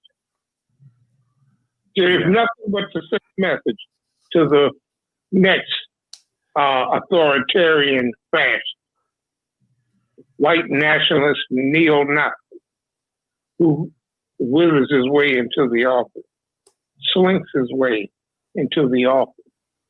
Yeah. It's the people's house. Mm-hmm. Yeah, but he could cut a deal. And let's go back to what we talked about earlier about Trump TV. So if we go by that theory that these investors are lined up to create Trump TV, he could have deal with the investors. But look, I can't do Trump TV if I'm in jail. So what are you going to do to cut this deal to keep me out of jail so I can make this money for you guys? It wouldn't surprise me a bit. No, he's not going to attend, the inauguration, because that's not like him, because he's a man child, more child than man. But he's going to find a way to weasel out of trying to be cell block number 5789749 and not being there with someone like Bubba to go up in him slow. He does not want that to happen. He lived on borrowed time to begin with anyway. So it wouldn't surprise me a bit if the investors, if they're lined up, they would do something to keep him out of jail because they need him to create the network. Really, Bubba? Yeah. No, but they don't need him to create a network. Huh? They don't need him to create a network. If they want to create another network, they can do that. But you're going to talk about your minions, your people, and everything else. He has to have, even though he has all these years of content, they still need some live content from the man. That's where he's best at. When he's off teleprompter Trump, that's where he's in his orange glory. And everybody listens to him, and he talks all that crap. They gravitate towards that. No substance, all name calling, not my fault. They want that. So if there's an audience for it already, you got to provide the platform for it. Well, I don't know if it has to be a choice of the Well, I don't know. I don't know. I don't think. Well, I mean, he's talking to what is it, Murdoch's son, Rupert Murdoch's son, about partnering with him to start this new network. But I think they've been talking about that for some time. Even his son-in-law mentioned it back during the 2016 campaign. Correct. And I think he was supposed to say it, but it kind of slipped out. Yeah. And that was his big dream to do that. But now that, I mean, he's been the president of the United States and he's done a horrible job. He can still want to do it, whether or not he can get the backing to do it. And maybe Murdoch, I mean, he's in Australia, and I don't know if he's an American citizen now or not. But, again, foreign money. Because he can't go to Bank of America or Chase or anybody else here because he's already bankrupt on them. So his only resource is to get money from a foreign entity. Yeah. Like Russia. There you go. Money laundering like before. Well, he was talking with Russia at one time about putting a golf course over there. And that fell through. That didn't happen because he had to take everything out of his name and turn all his business endeavors over to his son. But it's okay. But he wanted to complain about what Hunter Biden was doing. Mm-hmm. He didn't divest from any of his businesses. He didn't do any of that. And that's what people have to understand. All of that was just talk. He wasn't going to divest from his business and turn it over to his son. He simply stepped back and stayed in the background. Yeah, well, even if he did it, on paper, do you think they didn't have Sunday dinners and talk about the business and get directives from dad? Because, those kids, I don't think they're smart enough to run stuff on their own anyway. Well, to be perfectly honest with you, guys like that, they talk deals on the golf course. That's why he was on the golf course more while he was president than he was anywhere in the White House or anywhere else. Because he was on the golf course talking deals. That's where those guys cut deals. That's where deals are done. When you're on that level, you don't sit up there and negotiate over a conference table. You go out on the golf course and the deal is done. I've been out there and heard some of those deals go down. Yeah. You're right. That's a whole different level of power there. When those guys are riding around on those golf carts and you start trying to figure out who these people are, that's when you find out where real power is negotiated. It's a lot of stuff negotiated on them golf course. All the time. Yeah. I don't think he gets money from the Murdochs. His money will come from Russia and the Deutsche Bank in a continuing money laundering scheme. He can get more money through loans from Deutsche Bank that are basically backed by Russian mob money coming through Deutsche Bank. This is going to be a tough lift for the U.S. government because of the pressure.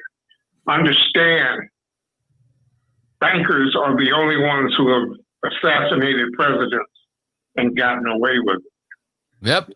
So that's what you have to remember. Yep. Not look up the Federal Reserve and find out exactly who they are. Mm-hmm. Yep.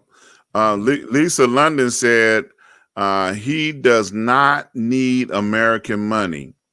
After Clinton deregulated the FCC, there are many foreign interests here. He's going to Switzerland or Taiwan.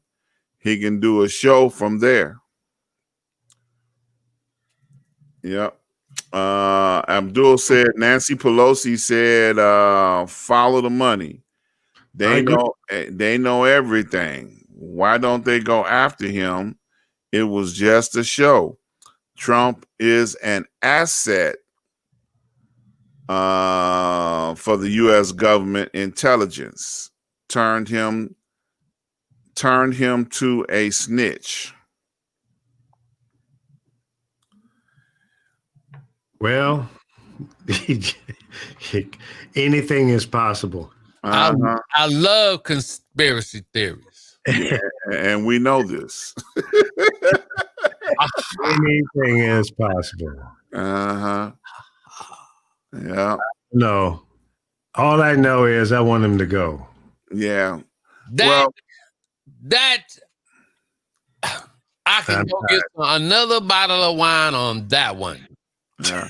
Well, basically his the way he operates, he will start the touring circuit, telling people how he made America great again, running around to all of his states where he won that were red, because they will pay to listen to his foolishness. The Make America Great Again tour. Watch. I promise you, that's gonna be it. Oh man, your mic is not on, Professor. No, you know what you're doing. I know. That's why I'm messing with him. Your mic is not on, Professor. You got.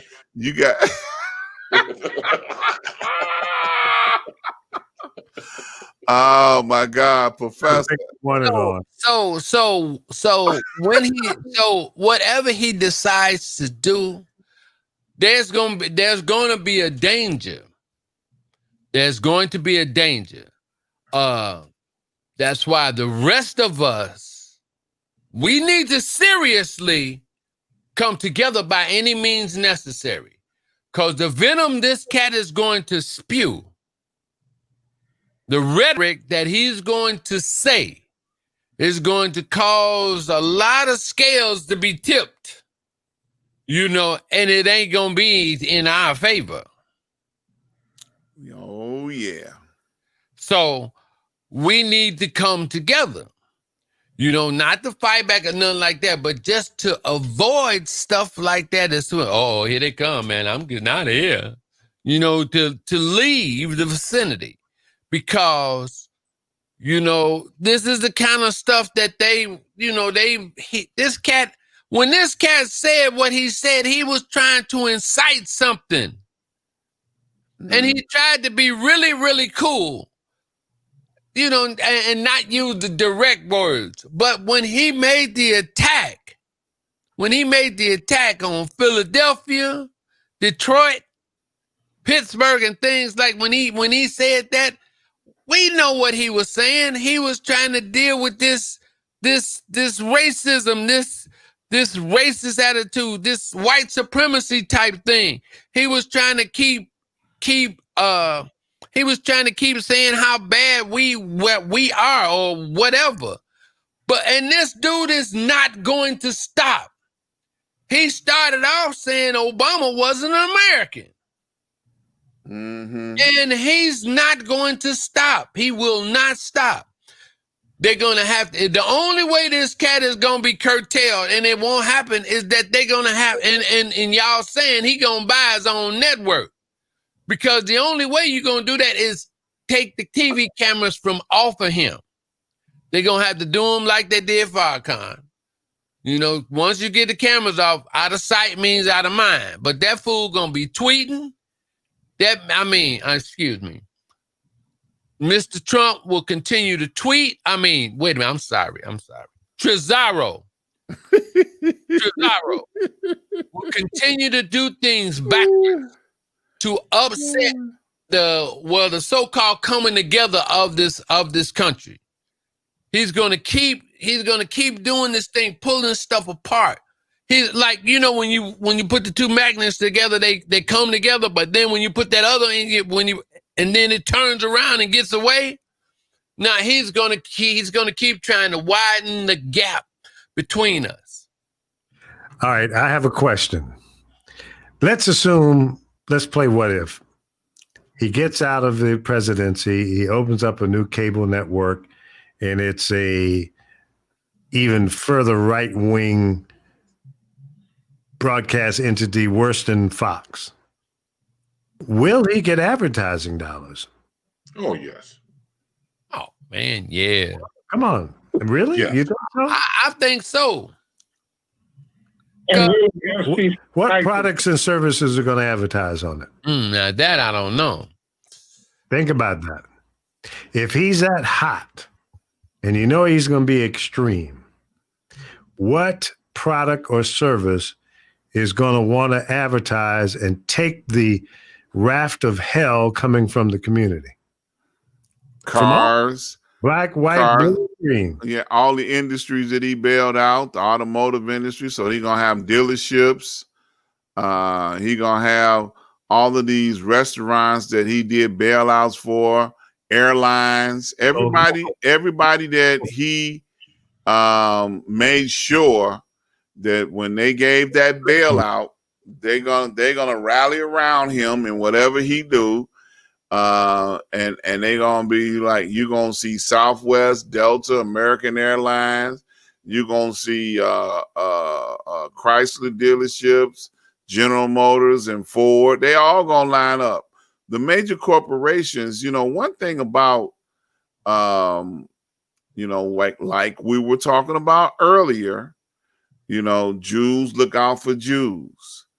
Billionaires are gonna support billionaires. Okay, so they're gonna give their advertisement dollars to somebody that was there for them, plain and simple. Well, somebody tell me how you gonna get out of jail first. How we gonna get rid of this stuff?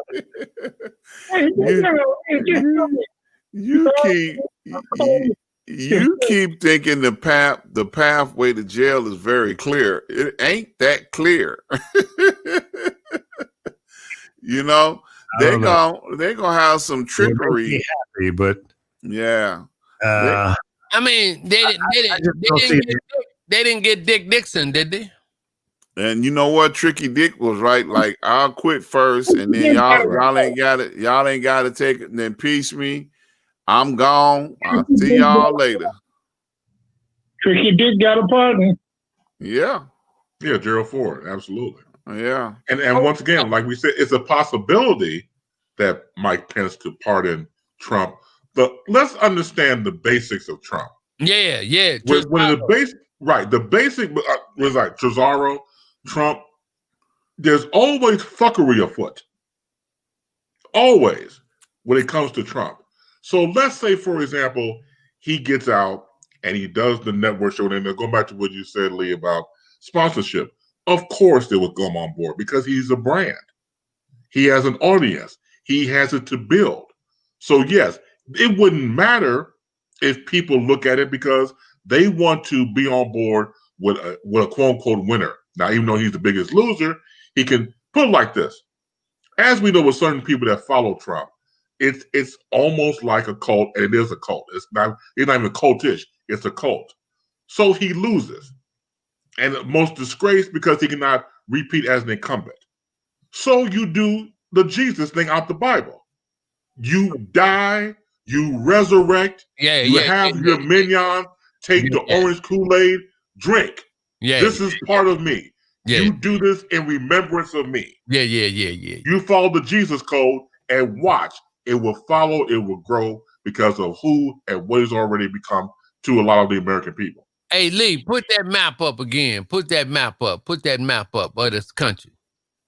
See everything in the middle. You see all that's red, all that stuff. Put that's right there. All that's red. That's who's gonna buy Trump. All that. That's red. All that's red. That's who's gonna buy him. Yeah, but those numbers don't represent the masses of America. Thank you. Well, I mean, other than Texas. Well, hey, now, Lee, let's talk a little turkey now. Let's talk a little turkey now. Mm-hmm. Okay. So the masses is cool, but you know, when you was running the stations, right, in Chicago, right, Mm-hmm. and I might be wrong, you know, but there wasn't too many Benz commercials on GCI and BMX and stuff like that. But it was on but it was on FMT, wasn't it? Of course. You know, Yeah. so that's There was a policy among the advertising and agency world. Nuds. No Urban black Dictate. Yep, no urban nuds. I got you on that. But that's gonna be the same thing there, man. That's the same thing there. They ain't caring about no masses. They caring who got the money. Yeah, okay, but look at it. Let's go through it. Idaho, Montana, Wyoming, North Dakota, South Dakota, Utah, even Colorado, Kansas, Oklahoma, Arkansas, Missouri, Iowa, Minnesota maybe. But look at Tennessee, Mississippi, Alabama, Kentucky, West Virginia, South Carolina, and maybe Georgia to a certain degree, because Georgia has some major metropolitan areas. It's the New York of the South. Mm-hmm. However, when you look at the spending dollars in these small towns, Mm-hmm. basically going to buy some tractors because they're farmers, some hay, some, supplies to run their businesses, farming and what have you. It's a lot of that. When you get up there in Montana, look at what is the total population up there. Right. 7 people. I got you. Exactly. So, right. I mean, they're giving away land in places like that to get people to move there. They'll give you free land. So my point is this. The numbers are not there. It's just like syndication radio. You could have 300 radio stations taking your programming, but if a lot of them are in those red states that I just mentioned, your show is not, you could have 50 or 25 cities, major top 25 cities, and if that's all you could get, that's what the national advertisers want to buy. They don't really care about the guy in Montana. Right. I agree 100%. So from that standpoint, I don't see where a Donald Trump network would be of great value to national advertisers. Plus, they probably ain't big fans of him anyway. They had to deal with him because he was a president. But most of the banks in America have already been bankrupt on. So are they going to be happy advertisers?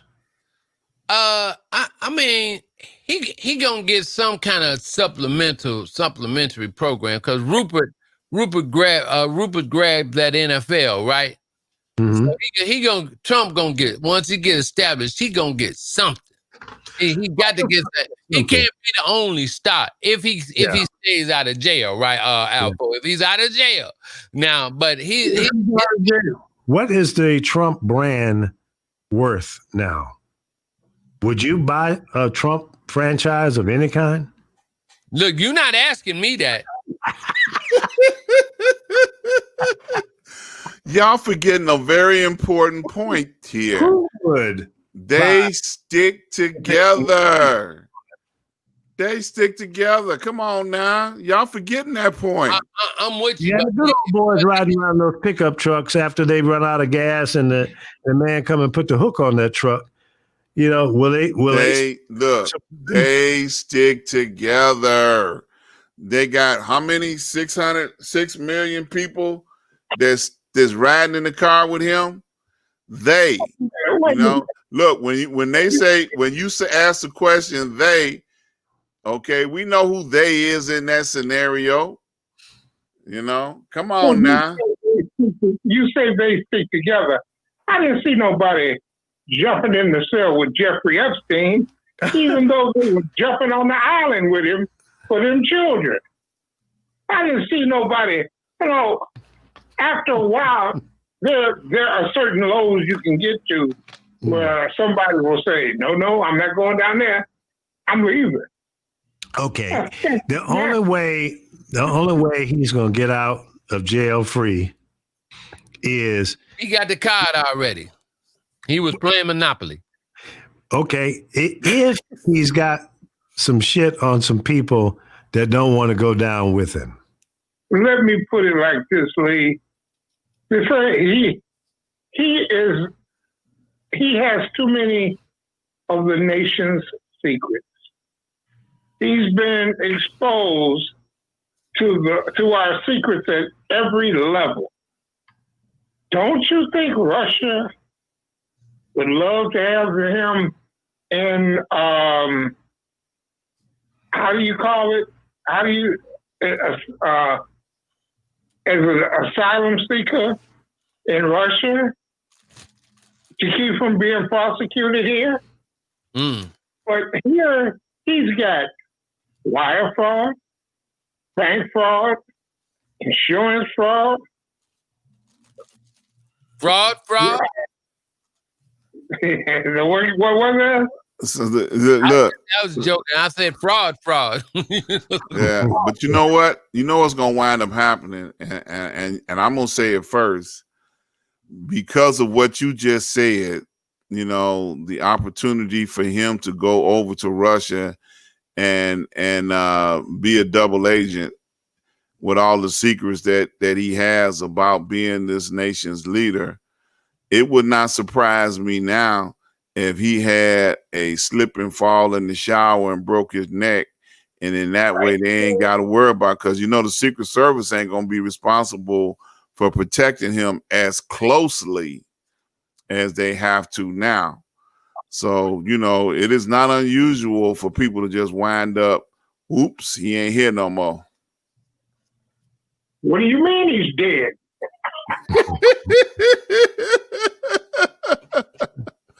And look.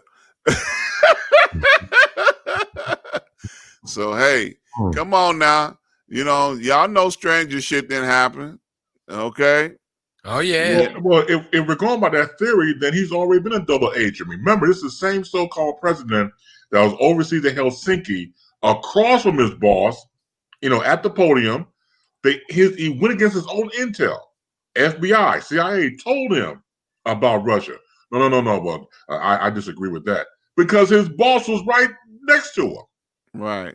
So he's been doing this since day one, giving that information to his boss, crime syndicate there in Russia, you know, Putin.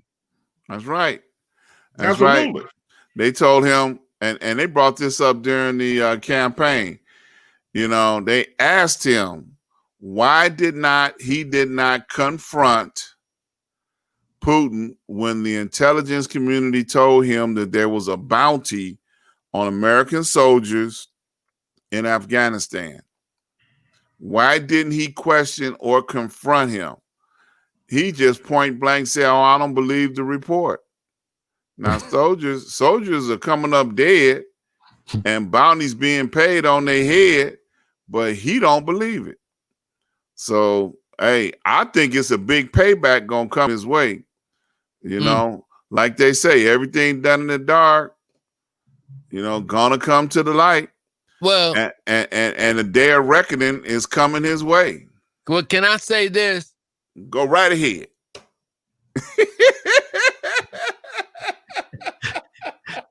What did you say? I say, somebody check his mic. You know what my boy Bush once said, read my lip. Well, okay. Okay. Oh boy. Well, you know, I like to think about next. You know, we know where we are right now. We know the world that we live in. We know what's happening right now, but what's going to happen next?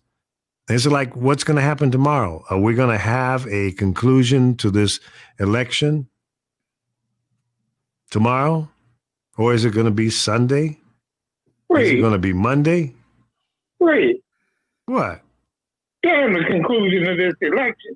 That's going to happen Like as sure as the sun comes up, we talking about what's gonna happen to this mother.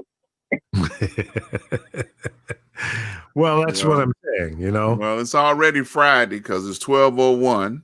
Yep. So I'm believing that they're gonna call it later today in the morning sometime. Friday.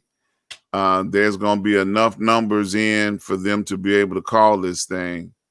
So I'm gonna go to bed, y'all. We ain't getting it tonight. And I promise you, I'm not getting up in the morning to listen to Professor, spinning his gospel because I'm gonna be turning over. Look, last time, let me get this in, y'all.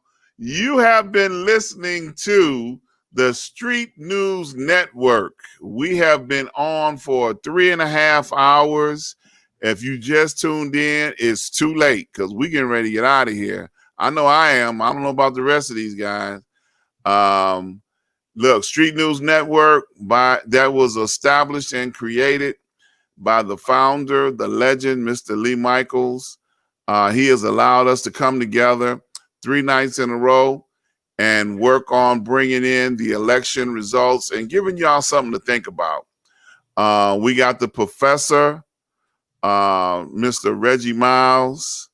We also have Mr. Chris Bass, my brother in broadcasting, the Bass, and look, I'm Dr. Ron. We all have opinions and views about what we'd like to see happen in the future. And I would hope that we have said something that have been thought-provoking to many of you all that have been sticking with us for the last 3 days. We all want to see positive things come out of this because we're just those people, that have come together to try and give you all some positivity, and some light in some dark situations. There's still a lot of work that needs to be done, and that's the bottom line, and we all have a role to play. We feed the minds, of people that follow us and listen to us. We motivate, we inspire, and we try and give realistic options that are available to not just us, but to the people that follow us. See, we all have a group of people that we reach and we talk to. And I like to think that what we are saying is food for thought and nourishment to build off of. And if each one reach one, like we like to say all the time, like and share. Share this information, share this knowledge, share this opportunity to help build the world that is worth being in. Okay. It's not just going to happen if we sit back on the sideline. We got to work at it. We got to put some work in. And I am so proud and honored to be with my brothers in broadcasting, and have this opportunity to be able to share. And I think we're going to have one more night left in us because we're going to have a whole lot of shouting to do come later on today. And I know we got to come back and finish this thing off because we started it and we ain't going to leave it in the middle and we ain't reached the finish line yet. So we got to hang in there until it's over with. So you all come back and be with us because we got at least one more. We got one more. We got one more to declare because they still counting these numbers. I'm looking at them now. They almost there, but almost don't count. Okay. It don't count. So I did my little speech. I know we're going to throw it to the professor and let him give some words of inspiration and the base. And then we'll close it out with the legend himself. And then I'm getting out of here, y'all. Before you go, I'm changing your name. Okay. You are no longer Dr. Ron. Okay. You are Reverend Ron. Okay. Didn't you preacher the whole time?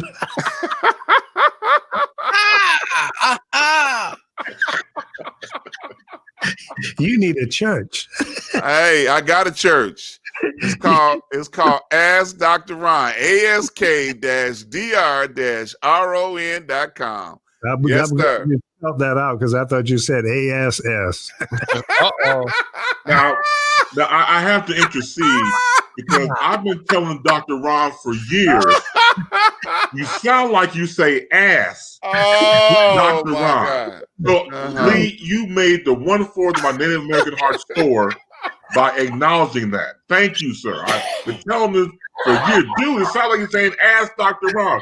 No, I'm not. Yes, you are. Ask Dr. Ron. Ass. Oh, my God. But you know, Oh, my God. that's one of the things that's been hard for Black people to say. You know, Mr. Mob Dyson used to have a fit. You know, if you couldn't pronounce ASK properly, Yeah. he was gonna chew you up. I know, you know. He was gonna chew you up. You have to say ask. You gotta put a K on it. You know, yeah, you gotta put that on there. Otherwise, it was just like you said. We was talking, ask Dr. Ron.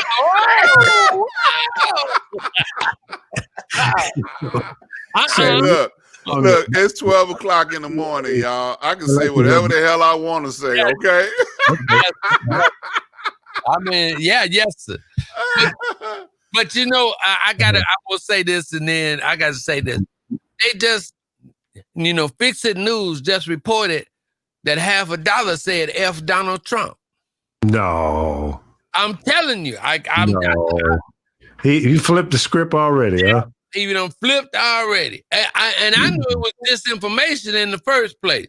So I can't wait. I don't got to send this to this person that was talking about, yeah, well, we need to boycott $50. No, you don't.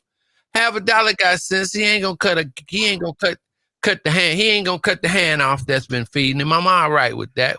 Sometimes we have to do things to play the game. And we don't have to get mad and throw our people under the bus because they appear to do certain things. You understand? We should have learned that from James Brown when he said, "Say it loud, I'm Black and I'm proud," and he never said it in the record itself. That's true. It's true fact. And he supported Richard M. Nixon. Sure did. The base, give us something good, bro. Well, I've always said that being stupid requires no thought process. You could be told anything, you could be showed anything, and don't question it. Use the mind that you have. Question authority. Question what's around you. If you have a question, just come out and say it. Don't keep it to yourself because that's dangerous. It'll be danger to you and it'll be danger to other people around you because you're not thinking. You let other people think for you. That's beyond dangerous. Always question authority. Always question your surroundings. Nothing wrong with asking questions. The key thing is are or will you receive the right answers? Being smart requires a thought process. It requires discipline. Be disciplined. Use your mind and take it from there. But first and foremost, always ask questions.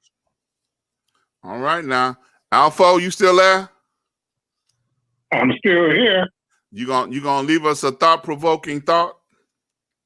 Nope. There you go. We can't say we didn't get a brother a chance, okay? You know? The legend, take us home, please. Take us home. Oh, Lord have mercy. Hey, thanks, guys. It was a lot of fun and informative. And listen, we'll probably come back tomorrow, you know, because it ain't over. And we'll come in and wrap it up and make it do what it do. And spread the word. Go ahead and share the show. Tell your friends about it. Tell the people you don't like. In fact, tell some Republicans, because I'd like to have them come in, and I want to hear what they got to say. I like both sides of it. I like a good All right, guys, be safe. We'll get together tomorrow. Probably about the same time. All right. Be safe. Good night.